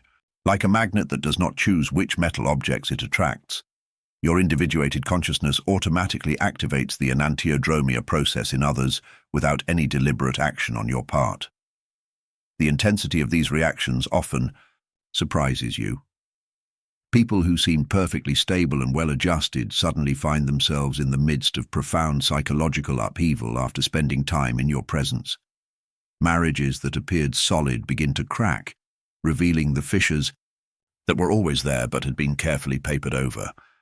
Career paths that seemed certain suddenly lose their appeal as people confront the unlived aspects of their vocational identity. This can create a complex emotional burden for you to carry. Watching others go through these transformative crises, knowing that your presence somehow catalyzed their psychological earthquakes, can evoke feelings of responsibility and guilt. You may find yourself wondering if you should somehow modulate your energy, make yourself smaller, less authentically yourself, in order to avoid triggering these reactions in others. But this impulse to diminish yourself is itself a betrayal of the individuation process that brought you to this point. Your authenticity is not a weapon you wield against others. It is a gift you offer to the world, the living demonstration of what becomes possible when a human being commits fully to the process of psychological integration. The disruption your presence creates is not destruction, but revelation, not attack, but invitation. The law of enantiodromia operates as a healing principle in the psyche. When consciousness becomes too identified with one pole of any psychological pair, light, dark, strong, weak, giving, receiving, active, passive, the excluded opposite begins to build up pressure in the unconscious until it eventually breaks through into consciousness, often in dramatic and seemingly destructive ways.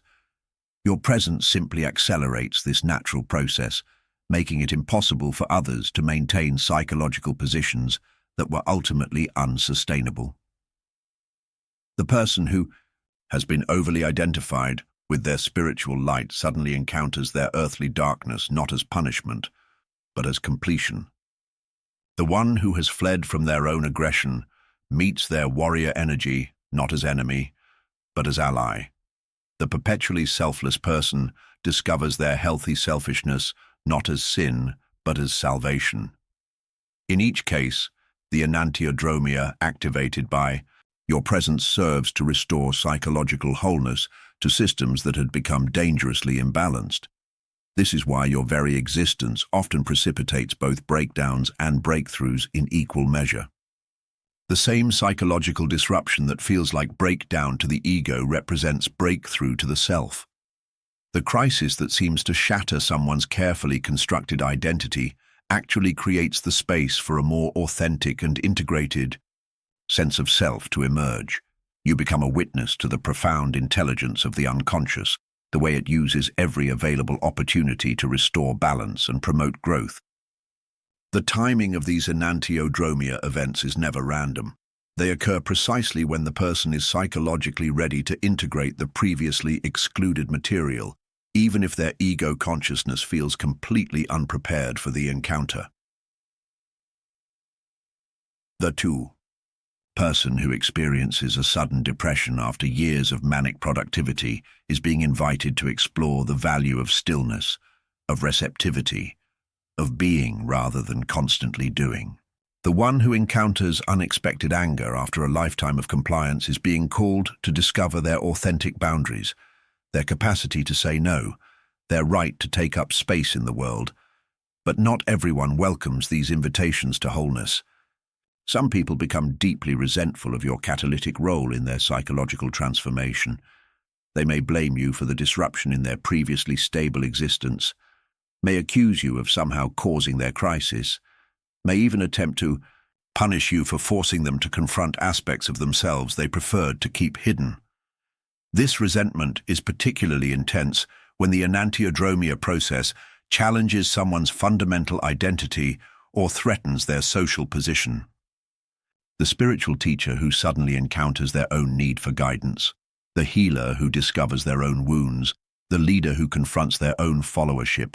These reversals can feel like complete invalidation of everything they have worked to achieve. Yet even this resentment is part of the healing process. The anger they direct toward you is often displaced anger at themselves for having lived so one-sidedly, for having denied essential aspects of their own nature, for having built their identity on such narrow foundations. Your presence simply makes it impossible for them to continue this self-betrayal without conscious awareness of what they are doing. The most profound transformations often occur in those who initially resist the enantiodromia process most strongly. The person who fights hardest against encountering their opposite is usually the one who most desperately needs that encounter for their psychological health. Their resistance is proportional to the importance of the excluded material for their overall development. You learn to hold steady in the face of these intense reactions, understanding that your role is not to rescue others from their necessary transformations, but to maintain your own centeredness while they navigate the turbulence of psychological change. Your presence continues to serve as an anchor point, a reminder that it is possible to integrate opposing forces without being torn apart by them. The gift you offer through your embodiment of enantiodromia is the gift of psychological completion. In a world that encourages people to develop only socially acceptable aspects of their personality while repressing everything that doesn't fit conventional expectations, you represent the possibility of wholeness, the integration of all aspects of the human experience into a unified and authentic sense of self. Your balanced energy field serves as a constant invitation to others to examine their own psychological one-sidedness, to question the rigid identifications that limit their human potential, to risk the temporary chaos of transformation in service of achieving genuine authenticity. Whether they accept this invitation or resist it is beyond your control, but the invitation itself is always present in your being. This is perhaps the most profound service you can offer to the collective consciousness, serving as a living demonstration that the opposites can be integrated, that psychological wholeness is achievable, that the human personality does not have to remain fragmented and one-sided. Through your willingness to embody the totality of your own nature, you create permission for others to begin their own journey toward integration.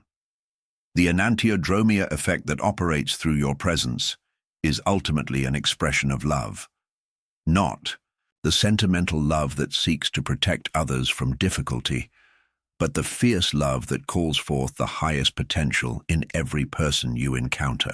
It is the love that refuses to collude with psychological limitation, that insists on the possibility of transformation even when transformation feels impossible. Through your embodiment of this principle, you become an agent of the self's intelligence, a servant of the deep wisdom that governs the soul's journey toward wholeness. The disruption your presence creates is sacred disruption. The breakthrough your catalytic energy facilitates is divine breakthrough. The integration that follows these enantiodromia experiences is the restoration of human beings to their full psychological inheritance. In accepting your role as catalyst for others' psychological transformation, you take your place in the ancient lineage of those who have served the individuation process, not only in themselves, but in the collective consciousness. Through your willingness to embody wholeness, you contribute to the healing of the fundamental splits that fragment human awareness, offering others the possibility of discovering their own capacity for integration, authenticity, and psychological completion. In the sacred geometry of the soul's evolution, there comes a time when you find yourself standing at the threshold between worlds, occupying that liminal space where the sacred and mundane intersect, where the veils between conscious and unconscious grow thin enough to glimpse through. You have become the Hierophant, not by choice or ambition, but through the natural progression of your individuation journey, through the accumulated weight of deaths and rebirths that have carved channels in your consciousness deep enough for the sacred to flow through. This is perhaps the most paradoxical position in the entire spectrum of human psychological development. You have achieved a form of spiritual authority not through the accumulation of external credentials or the blessing of institutions, but through the authenticity of your encounter with the depths. Your authority comes from having walked through the fire of your own transformation, from having descended into the underworld of your own psyche and emerged carrying the treasures of understanding that can only be won through direct experience of the sacred mysteries. Yet this authority is unlike any other form of power or influence that operates in the world. It cannot be wielded like a sword or worn like a crown. It manifests as a quality of presence, a resonance of being that others immediately recognize even when they cannot articulate what they are sensing. When you speak, there is something in your voice that carries the weight of lived truth, the unmistakable ring of words that have been forged in the crucible of authentic experience rather than merely learned from books or inherited from tradition. The bridge you have become spans not just the gap between sacred and mundane, but the even more treacherous chasm between the temporal world of cause and effect and the eternal realm where all possibilities exist simultaneously. You have learned to navigate by two completely different sets of laws: the linear logic of everyday consciousness and the symbolic logic of the unconscious, the practical demands of survival in the material world and the deeper requirements of soul-making that operate according to their own mysterious timing. This dual citizenship in ordinary and archetypal reality creates a profound form of isolation that few can understand. You are like a translator who has become fluent in languages that most people do not even know exist, carrying within yourself the capacity to read the symbolic significance of events, to perceive the deeper patterns that connect seemingly random occurrences, to sense the archetypal energies that are constellating in the collective field before they manifest as visible phenomena. When you attempt to share these perceptions with others, you discover the terrible loneliness of the seer. The truths you have come to understand through your own hard-won experience often sound like madness to those who have not undergone similar transformations. The symbolic language in which you have learned to think and speak remains foreign to consciousnesses that operate primarily in the realm of literal interpretation and concrete thinking. This is the burden of the Hierophant, to carry wisdom that, Few are ready to receive, to speak truths that challenge the very foundations upon which most people have built their sense of security and meaning. The comfortable illusions that sustain ordinary life, the belief in control, the conviction that suffering is meaningless, the assumption that the visible world is the only world that matters. These are precisely the fictions that your presence and your words tend to dissolve. You have become a living reminder of the depths that most people spend their entire lives avoiding. Your very existence suggests that there are dimensions of reality that require a different kind of courage to explore, forms of knowledge that can only be gained through the willingness to risk everything you think you know about yourself and the world. This makes you simultaneously magnetic and terrifying to those who encounter you. The polarized responses you evoke, the tendency for others to either idealize you beyond recognition or attempt to tear you down to their level, reflect the psychological split that occurs when the ego encounters the numinous. Those who idealize you are projecting onto you their own unrealized potential for connection with the sacred. They see in you the spiritual authority they long to claim for themselves, but have not yet developed the courage to pursue through their own process of individuation. This idealization is as much a defense against the real implications of your presence as the attempts to diminish or discredit you. By placing you on a pedestal, they can maintain the comfortable distance that allows them to admire your achievements without having to confront the possibility that they too might be called to undertake the difficult journey of transformation. The pedestal becomes a way of saying, "You are special, chosen, different from us ordinary mortals," a projection that simultaneously honors and dismisses the universal human potential for individuation that you represent. Those who attempt to tear you down are responding to the same threat from the opposite direction. If they can convince themselves that you are nothing special, that your insights are merely pretension or delusion, that your spiritual authority is fraudulent or self-serving, then they can maintain their investment in the illusion that depth is unnecessary, that the surface level of existence is sufficient, that the uncomfortable questions you embody do not require answers. Both responses, idealization and denigration, serve the same psychological function. They allow others to avoid the direct encounter with the sacred dimensions of existence that your presence makes unavoidable. By either elevating you to superhuman status or reducing you to charlatan, they can maintain their comfortable distance from the possibility of their own transformation. The isolation this creates is not merely social, but existential. You find yourself living in a different universe from most of the people around you, operating according to different values, perceiving different realities, pursuing different goals. The conversations that energize and sustain you, discussions of meaning, explorations of symbolism, investigations into the deeper patterns of existence, are precisely the conversations that most people find either boring or threatening. This isolation is compounded by the fact that your process of individuation has necessarily involved the dissolution of many of the collective identifications that normally provide human beings with their sense of belonging.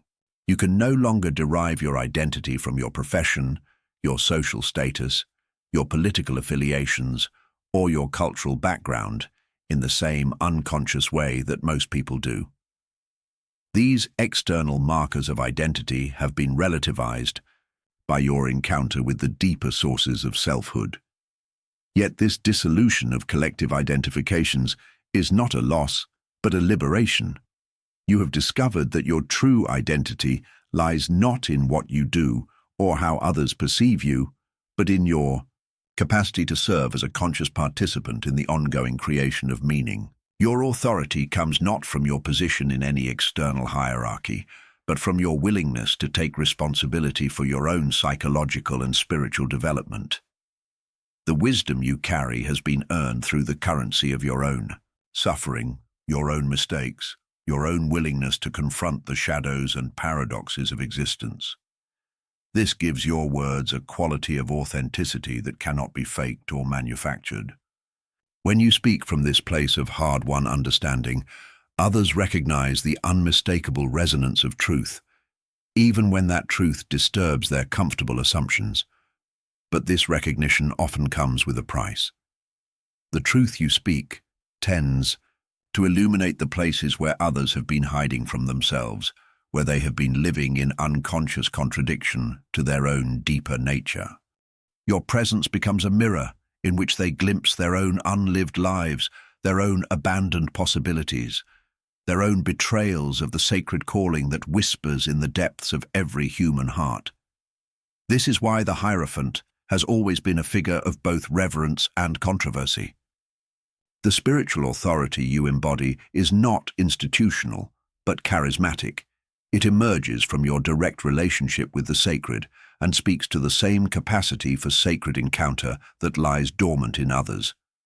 This makes you inherently subversive to systems of authority that depend on external validation and institutional legitimacy.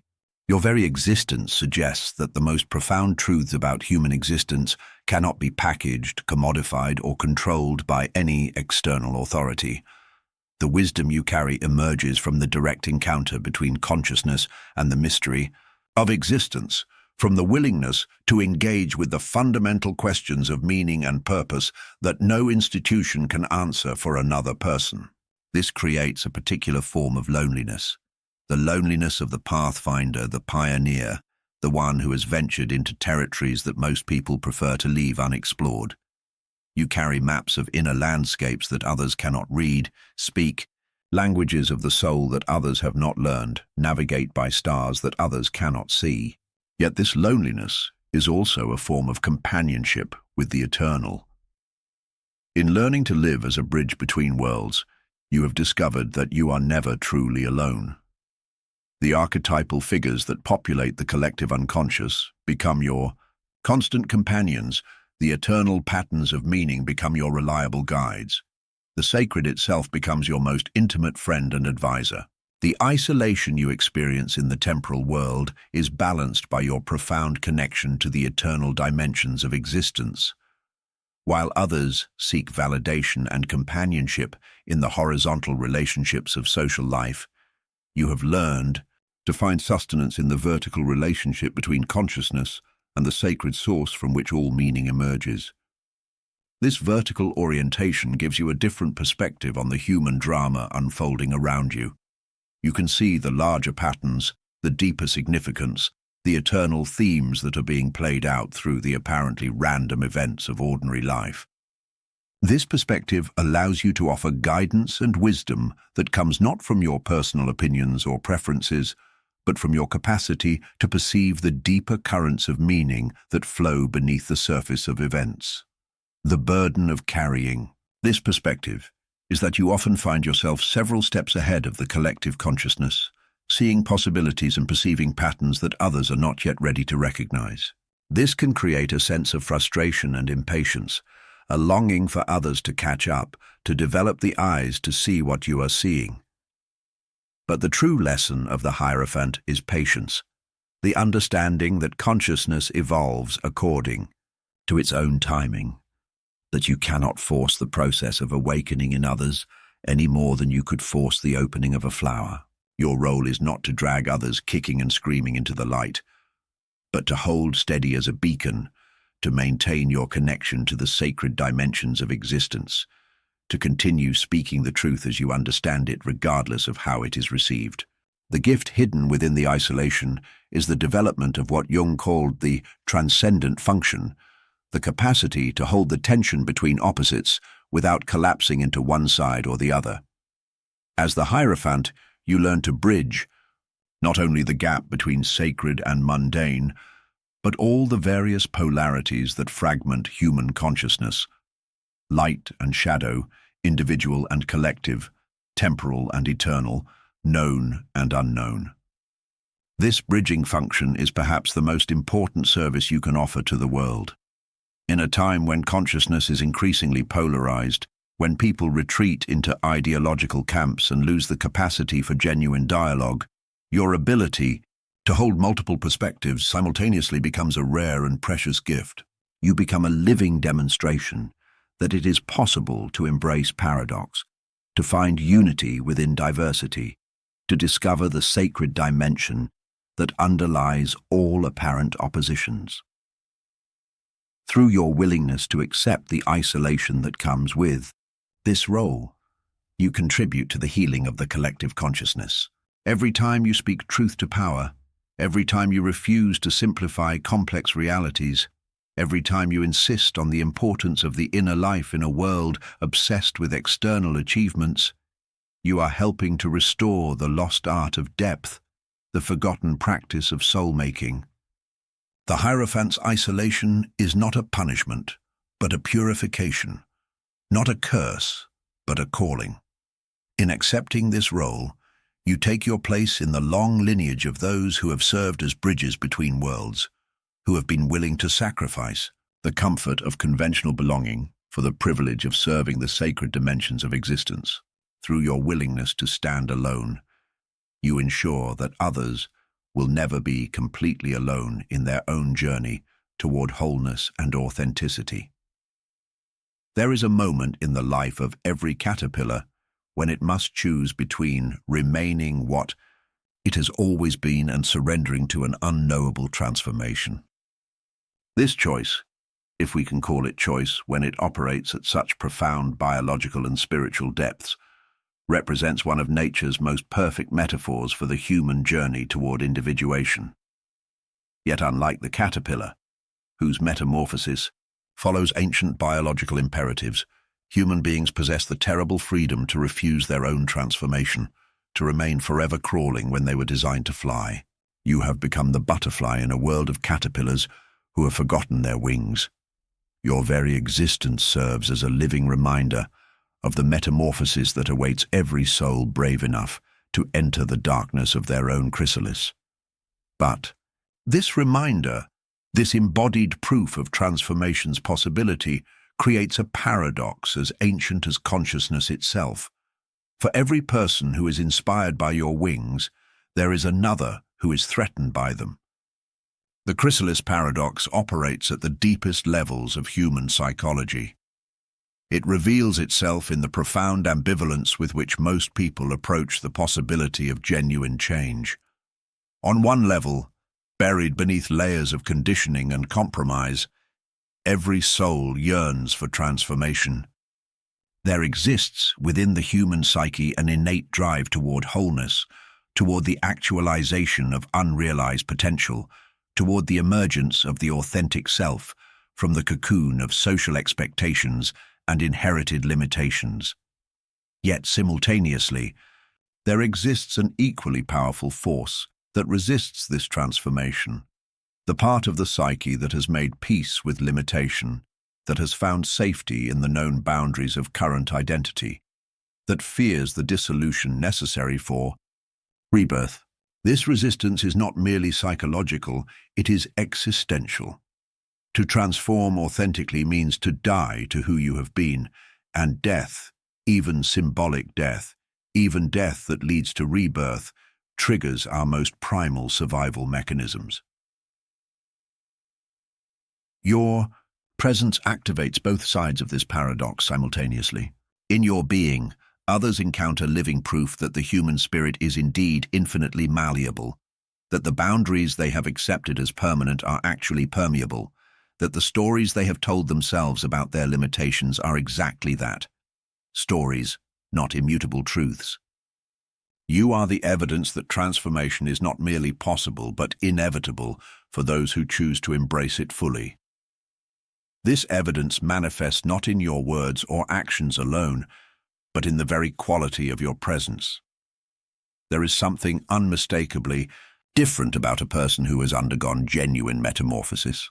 Like the butterfly that carries in its wings the memory of flight that the caterpillar could never imagine, you carry in your being the resonance of potentials actualized, of boundaries transcended, of authentic self emerged from the chrysalis of false identity. Those who encounter this quality in you respond from the depths of their own unrealized transformation. Some feel a stirring, a recognition, an awakening of their own dormant wings. They sense in your presence something they have been seeking without knowing what they sought. Proof that growth never ends, that the human journey toward wholeness is limitless, that no matter how fixed their current circumstances may seem, change remains not only possible, but available in every moment.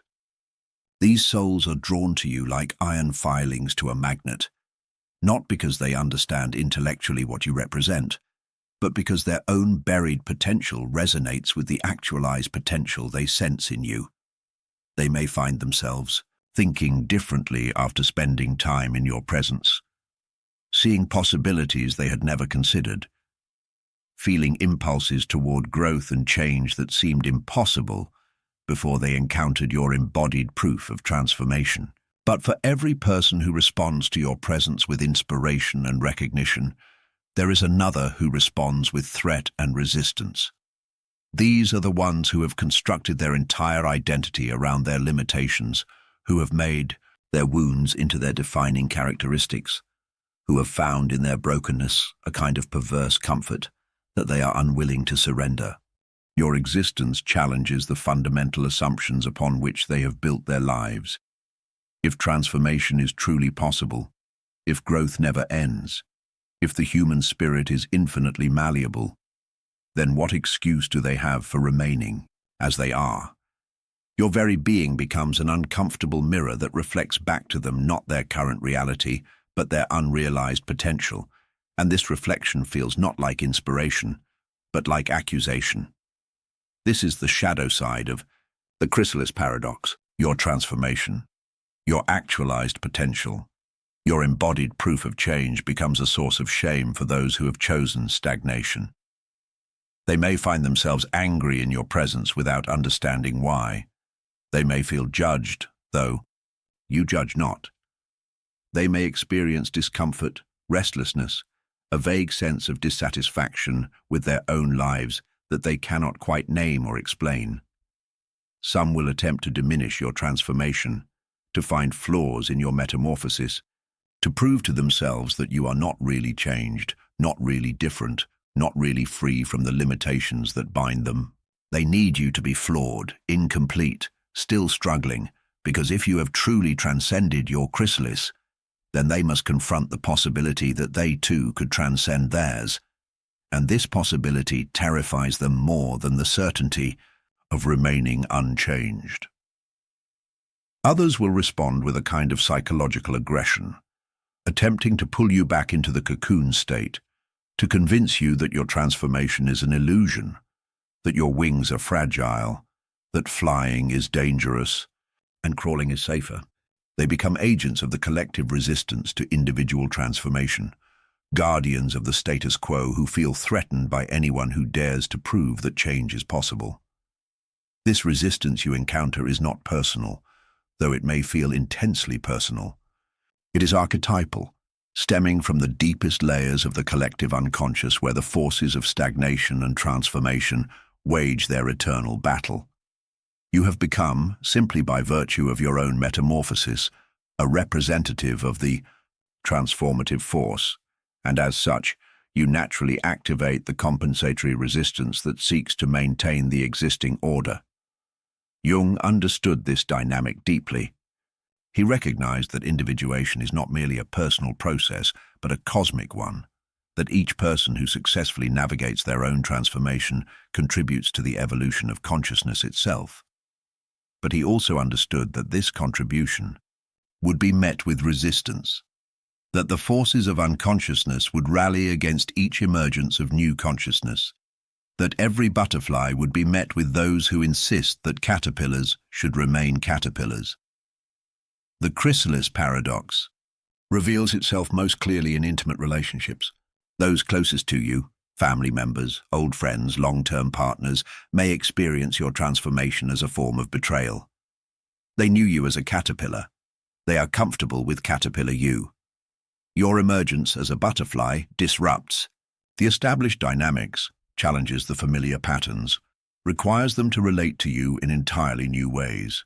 Some will be able to celebrate your metamorphosis, to find inspiration in your transformation, to allow your change to catalyze their own growth. but others will feel abandoned, left behind, as if your evolution implies a judgment of their choice to remain unchanged. They may attempt to guilt you back into your chrysalis, to convince you that your transformation is selfish, that your growth comes at their expense, that love means remaining static, so that others can feel secure in their own stagnation. This is perhaps the most challenging aspect of the chrysalis paradox, learning to maintain your wings while honoring the fears of those who are not ready to discover their own. It requires a delicate balance between remaining true to your transformed self and maintaining compassion for those who are still in various stages of their own metamorphosis. You must learn to fly without making crawling seem shameful, to embody possibility without making limitation feel like failure, to represent transformation without demanding it from others.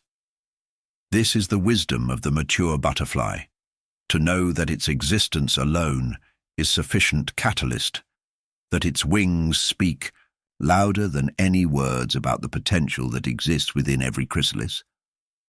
But the chrysalis paradox operates within you as well as around you. Even as a transformed being, you carry within yourself the memory of the caterpillar you once were, the resistance you once felt, the fears you once harbored about your own metamorphosis. Part of you remembers the safety of the cocoon, the predictability of crawling, the security of known limitations. This internal aspect of the paradox keeps you humble, keeps you connected to those who have not yet undergone their transformation. It reminds you that your wings were not earned through superiority, but granted through surrender, that your metamorphosis was not an achievement, but a grace, that your transformation serves not your ego, but the greater unfolding of consciousness itself. The ongoing presence of this internal paradox also keeps your transformation alive and dynamic.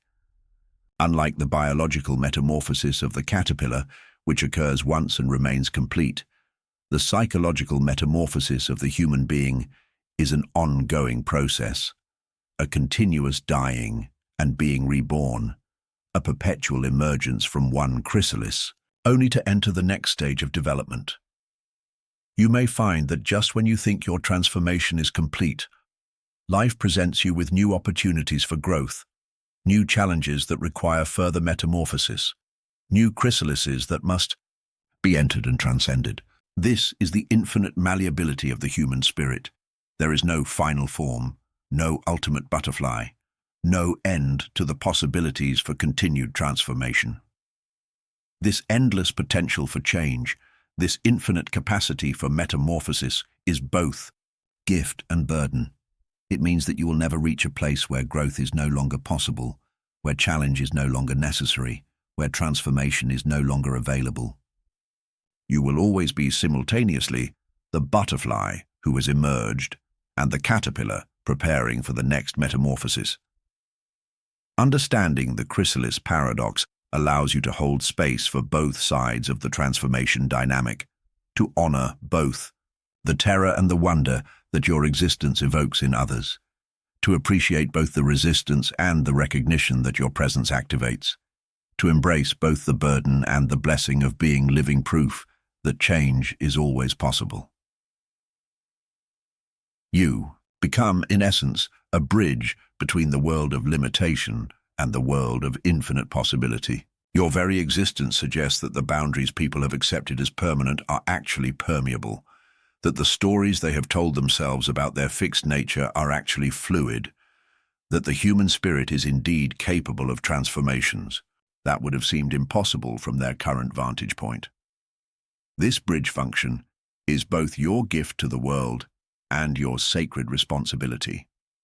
To continue your own metamorphosis while creating space for others to begin theirs, to embody transformation while respecting the timing of those still in their chrysalis, to be the butterfly that inspires other caterpillars to remember their wings while never demanding that they use them before they are ready.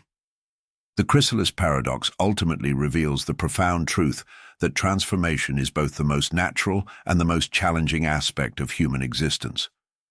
Natural because it is built into the very fabric of consciousness, encoded in the archetypal patterns that guide psychological development, written in the stars that govern the evolution of the soul. Challenging because it requires the death of who we have been in service of who we are becoming, the surrender of known limitation in service of unknown possibility, the courage to enter the darkness of metamorphosis without guarantee of what will emerge.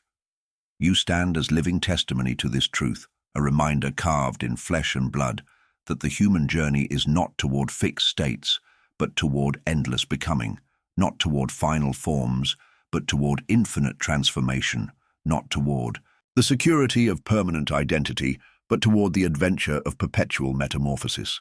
Your presence alone suggests that the greatest tragedy is not the difficulty of change, but the refusal to attempt it, not the pain of transformation, but the slow death of untransformed potential. In embracing the chrysalis paradox fully, you become both invitation and challenge, both comfort and disruption, both proof of what is possible and catalyst for its actualization. You embody the eternal truth that metamorphosis is not the exception, but the rule, not the special province of the few, but the birthright of every soul, brave enough to enter the sacred darkness of their own transformation.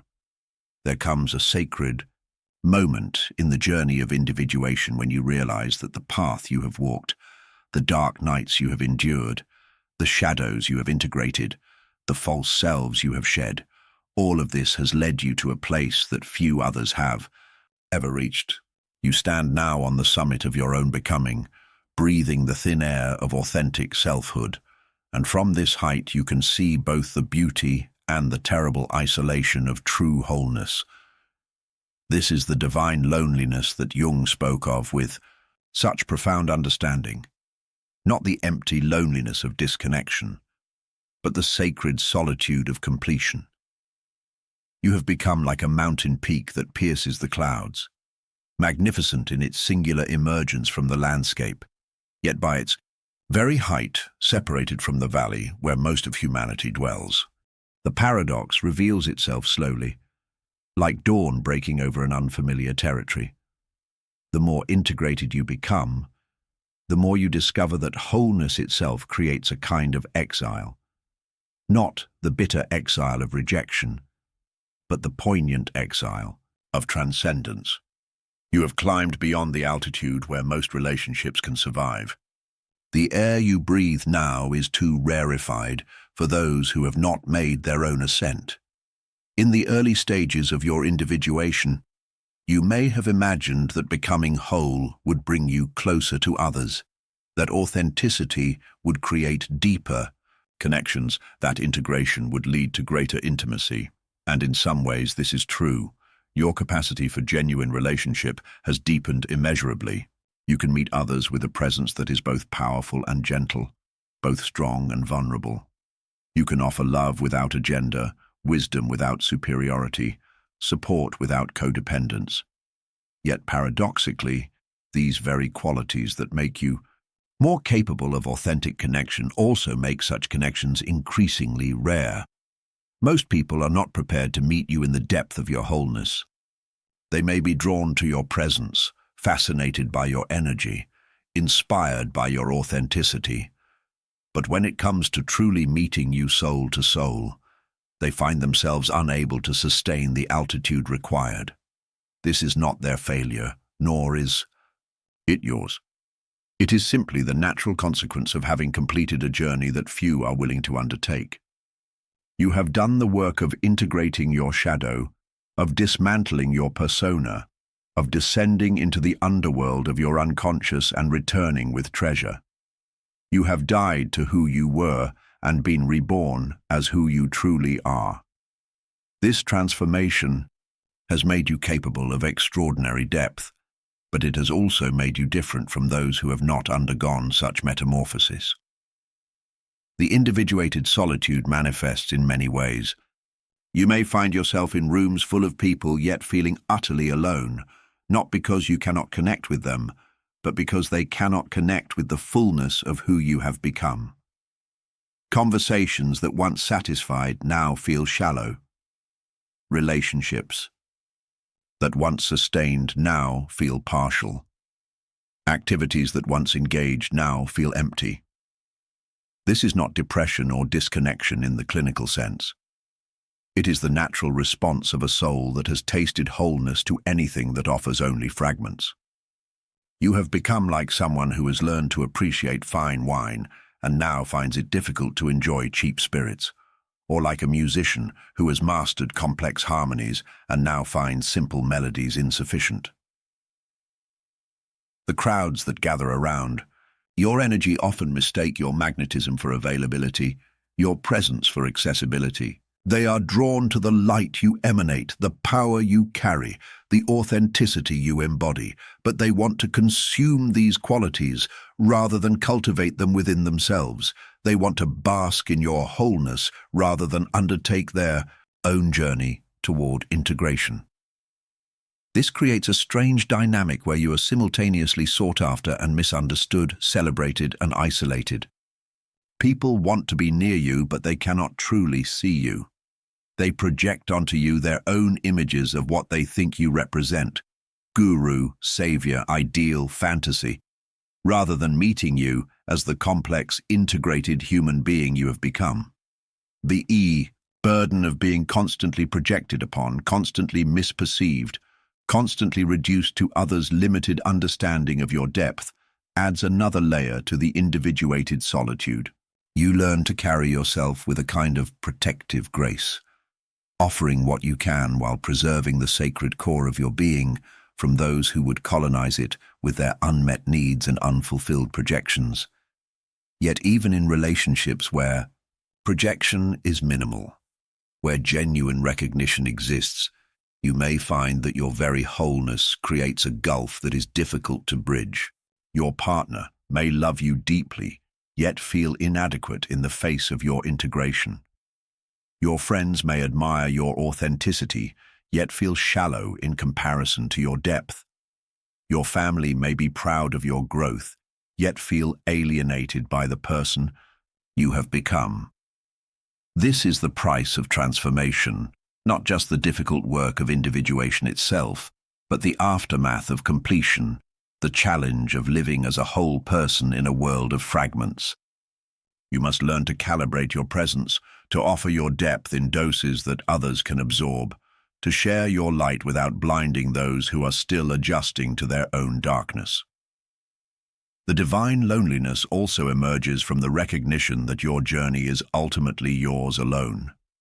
No matter how much love surrounds you, no matter how deep your connections become, the core of your being, the self that you have worked so hard to discover and integrate, remains fundamentally solitary. This is not a problem to be solved, but a truth to be accepted, perhaps even celebrated. You have become like a candle that burns from its own wick, requiring no external flame to maintain its light. This self-sufficiency is both blessing and burden. It frees you from the desperate dependency that characterizes so many human relationships, but it also means that others may never know you with the same intimacy that you know yourself. The individuated soul carries within itself a completeness that makes it simultaneously more capable of love and less needful of it. You can give more freely because you need less desperately. You can be more present because you are less hungry for validation. You can offer more authentic support because you are standing on the solid ground of your own integration rather than seeking foundation in another's approval. But this very independence, this blessed self-sufficiency, can feel like a moat around the castle of your being. Others may admire the beauty of your wholeness from a distance, but few dare to cross the water that separates their fragmented state from your integrated presence. They sense, perhaps unconsciously, that true intimacy with you would require them to face their own incompleteness, to confront their own shadows, to undertake their own journey of individuation. The loneliness deepens when you realize that you cannot rescue others from their fragmentation, cannot force them to undertake their own healing, cannot love them into wholeness. You must watch people you care about remain trapped in patterns that you have transcended, stuck in limitations that you have overcome, suffering from wounds that you have healed. Your very healing becomes a kind of testimony to their continued woundedness, and they may resent you for this reminder of what is possible.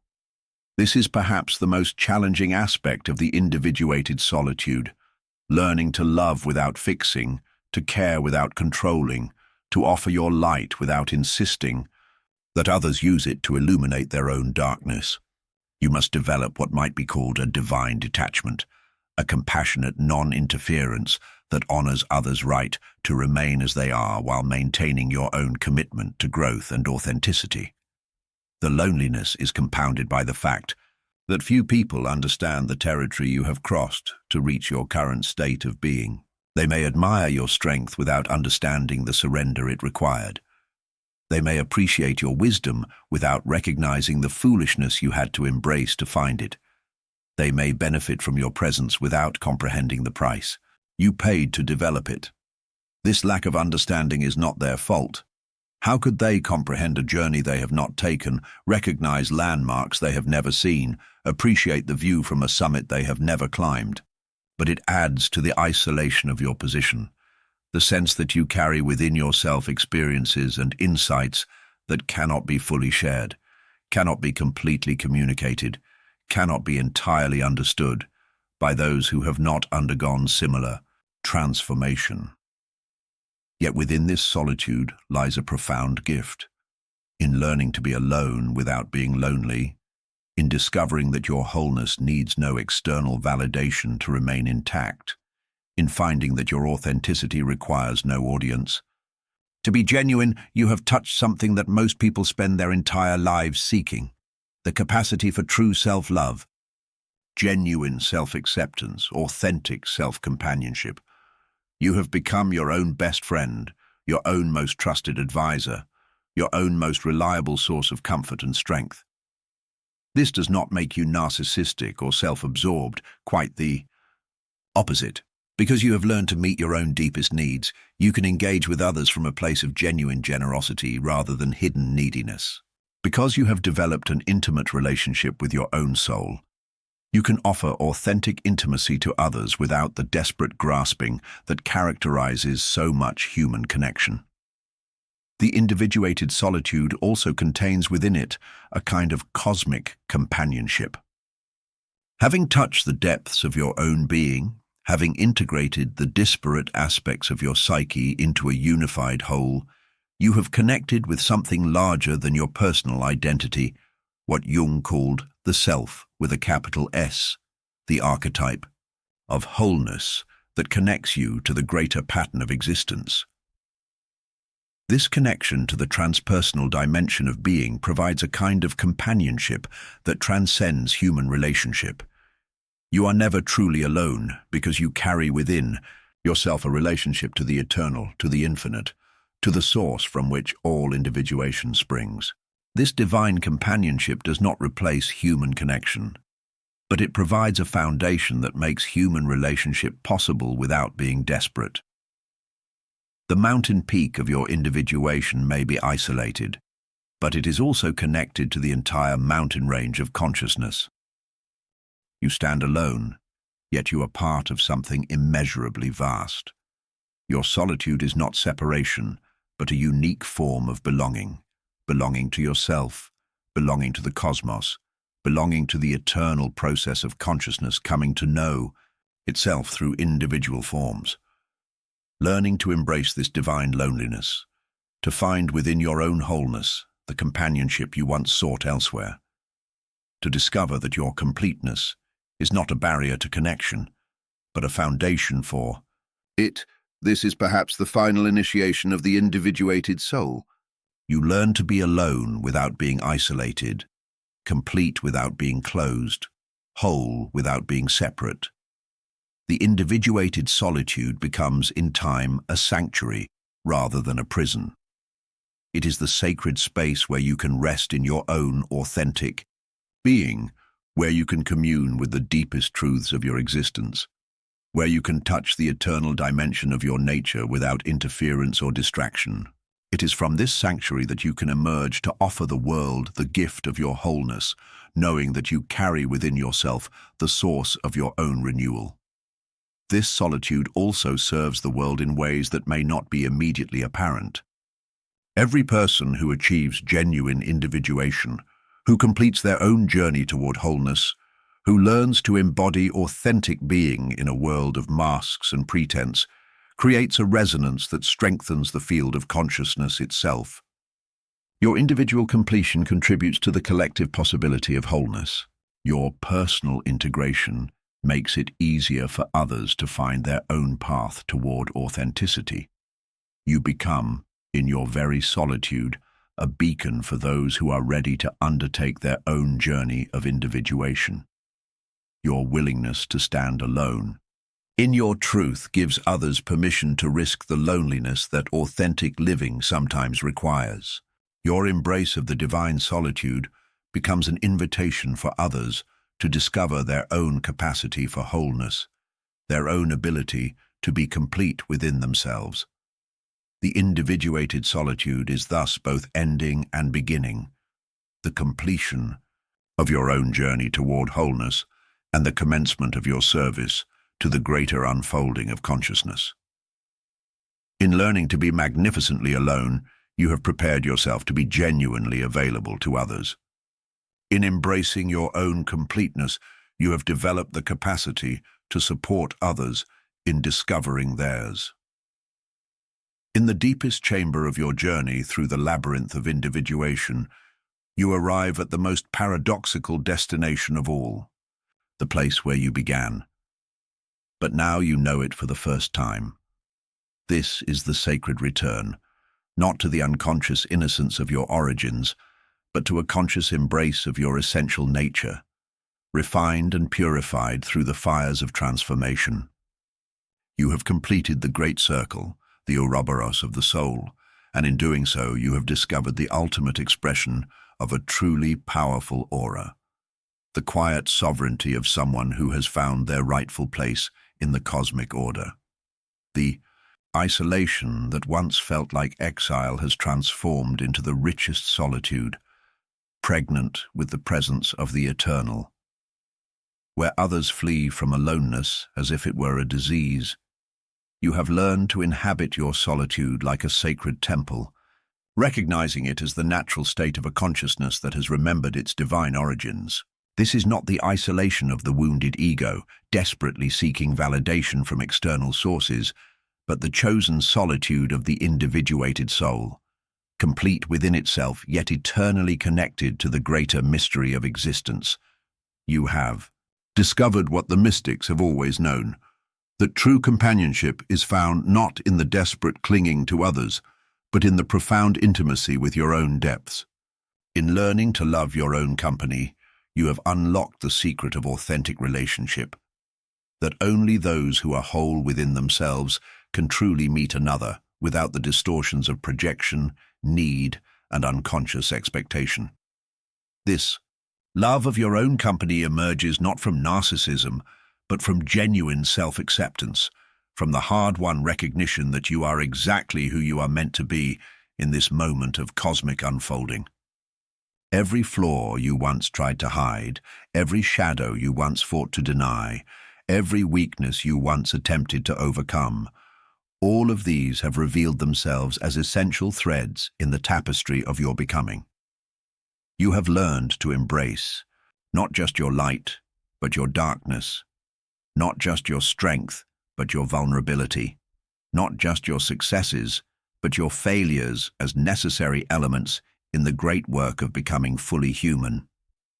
This self-acceptance is not complacency or resignation, but the deepest form of self-love, the recognition that your journey, with all its detours and apparent mistakes, has been perfectly orchestrated by the intelligence of the self to bring you to this moment of recognition.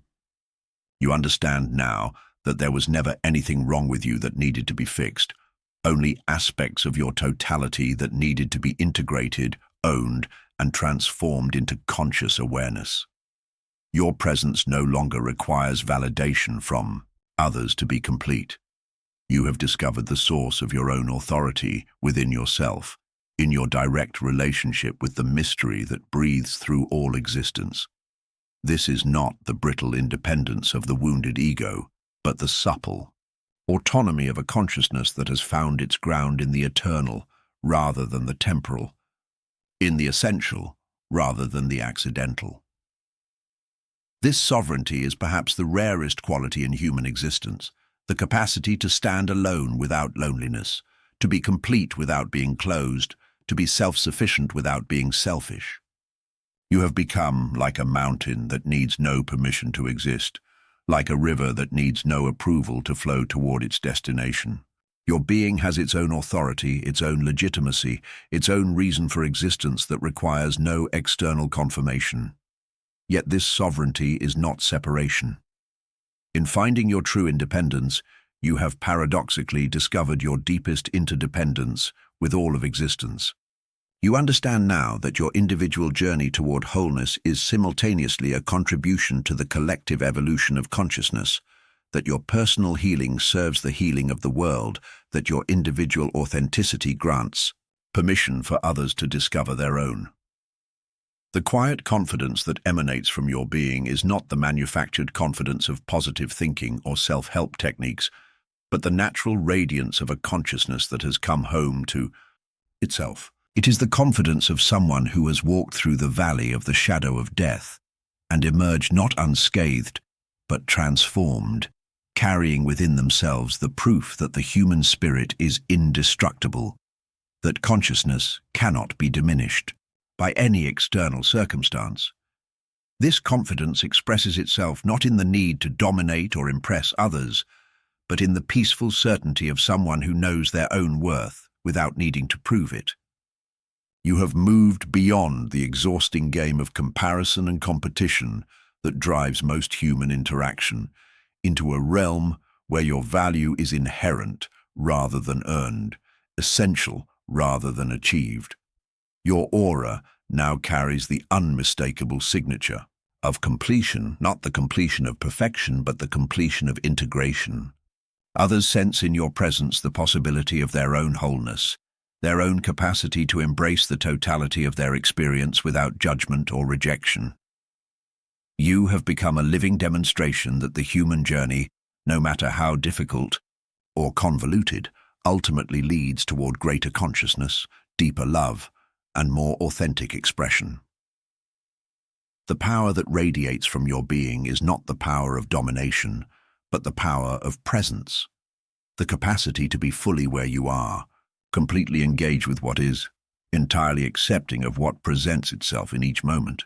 This presence creates a field of permission around you, an invitation for others to drop their masks and defenses, to risk being authentic in a world that often punishes authenticity.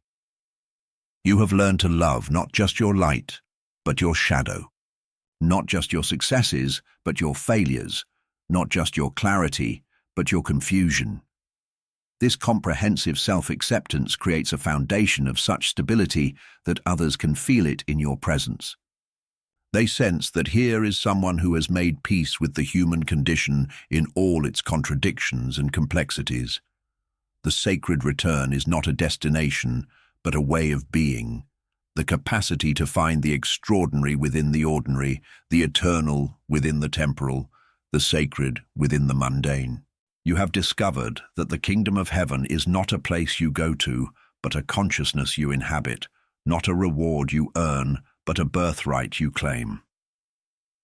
In this state of conscious return, every moment becomes a sacrament, every encounter a holy communion, every experience an opportunity for deeper recognition of the divine intelligence that orchestrates all existence. You move through the world like a walking prayer, not seeking to convert or convince others, but simply offering through your presence the possibility of remembering what they have forgotten about their own sacred nature. Your relationships now operate from a completely different foundation. No longer driven by need or projection, they become expressions of choice and celebration. You relate to others not from what they can give you, but from what you can offer them, not the offering. of codependence, but the offering of authentic presence, deep listening, and unconditional acceptance. This transformation in your relational capacity extends to your relationship with life itself. You no longer approach existence as a problem to be solved or a challenge to be conquered, but as a mystery to be lived, a gift to be received, a dance to be danced. The chronic anxiety and restlessness that once drove you have been replaced by a deep trust in the intelligence of life itself. You understand now that your individual story is a unique verse in the infinite poem of existence, that your particular journey through consciousness contributes something irreplaceable to the cosmic symphony. This recognition fills you with a profound sense of purpose that is not dependent on external achievement or recognition, but emerges from the simple fact of your authentic participation in the great work of existence. The sacred return brings with it a quality of timelessness, the recognition that you have always been exactly who you are now, but simply didn't have the awareness to recognize it.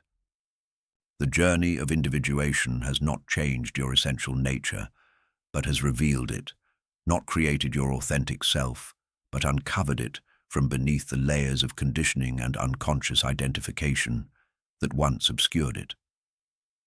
This timeless quality creates a sense of homecoming that is deeper than any geographical location or social belonging. You have come home to yourself, to your own essential nature, to your rightful place in the cosmic order. This homecoming is not a settling, but a liberation. Not an ending, but a beginning of a new phase of existence characterized by conscious participation rather than unconscious reaction. Your presence now serves as a reminder to others of their own potential for this kind of homecoming. Without preaching or teaching, without trying to fix or save anyone, you demonstrate through your being that the journey toward wholeness is not only possible, but inevitable for any consciousness willing to undertake the necessary inner work. The power of your aura lies not in its ability to impress or overwhelm others, but in its capacity to create space for their own authentic expression. You have become like fertile soil in which others can plant the seeds of their own becoming, like clear water in which they can see their own reflection without distortion. This is the ultimate gift of the individuated consciousness, not to be a light that blinds others with its brilliance, but to be a mirror that reflects back to them their own capacity for illumination.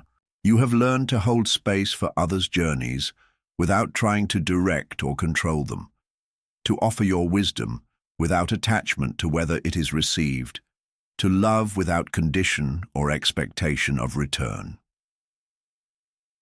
The sacred return is marked by a profound acceptance of paradox, the understanding that you are simultaneously infinitely small and cosmically significant, completely unique and utterly universal, perfectly complete and eternally evolving. You have learned to hold these paradoxes not as contradictions to be resolved, but as tensions to be embraced, as the very structure of existence itself.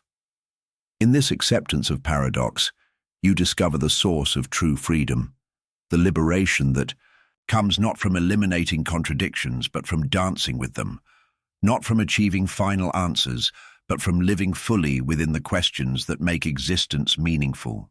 You have become comfortable with uncertainty, friendly with mystery, at peace with the unknowing that is the natural condition of finite consciousness, encountering infinite reality. Your journey has brought you full circle to a recognition that was always available but could only be truly understood after the long journey through separation and return. You are exactly who you have always been, but now you know it consciously, embrace it willingly, and express it authentically. This is the sacred return, not to innocence, but to wisdom, not to unconsciousness, but to a consciousness so complete that it appears simple, so sophisticated that it manifests as naturalness. The powerful aura that now emanates from your being is the natural radiance of a consciousness that has completed its essential work of integration and stands ready to serve the greater unfolding of existence through the simple act of being authentically itself. You have become a sovereign being, complete unto yourself, yet eternally connected to the whole, carrying within yourself the quiet confidence of someone who has found their place in the cosmic order and knows that it is good. YouTube video description. In the depths of psychological transformation lies a profound truth that Carl Jung understood intimately. Some individuals carry an energy so integrated, so whole, that their very presence serves as a catalyst for others' unconscious awakening. This video explores the sacred phenomenon of the individuated consciousness, whose aura reflects the completion of the hero's journey through shadow integration and transcendent function. When you have descended into your own psychological depths and returned bearing the treasure of self-knowledge, your energy field becomes a living demonstration of what Jung called the reconciliation of opposites. Your presence doesn't overwhelm others with brilliance. It creates sacred space where their fragmented aspects can begin the delicate dance of integration. You become like fertile soil for others' becoming, a clear mirror reflecting their own capacity for illumination. This is the paradox of the individuated soul. The more detached you become from being seen as a healer, the more naturally healing your presence becomes. You have completed the sacred return not to innocence but to wisdom, carrying within yourself the quiet confidence of someone who has found their rightful place in the cosmic order. Your powerful aura isn't meant to impress, but to serve as a reminder that the journey toward wholeness is not only possible, but inevitable for any consciousness willing to undertake the necessary inner work. What signs of psychological integration do you recognize in yourself or others? Share your reflections below. Your journey matters. Hashtags Carl Jung, your Jungian psychology, your shadow work, your individuation, your transcendent function, psychological integration, your inner work, depth psychology, conscious evolution, authentic self, wounded healer, sacred return, psychic wholeness.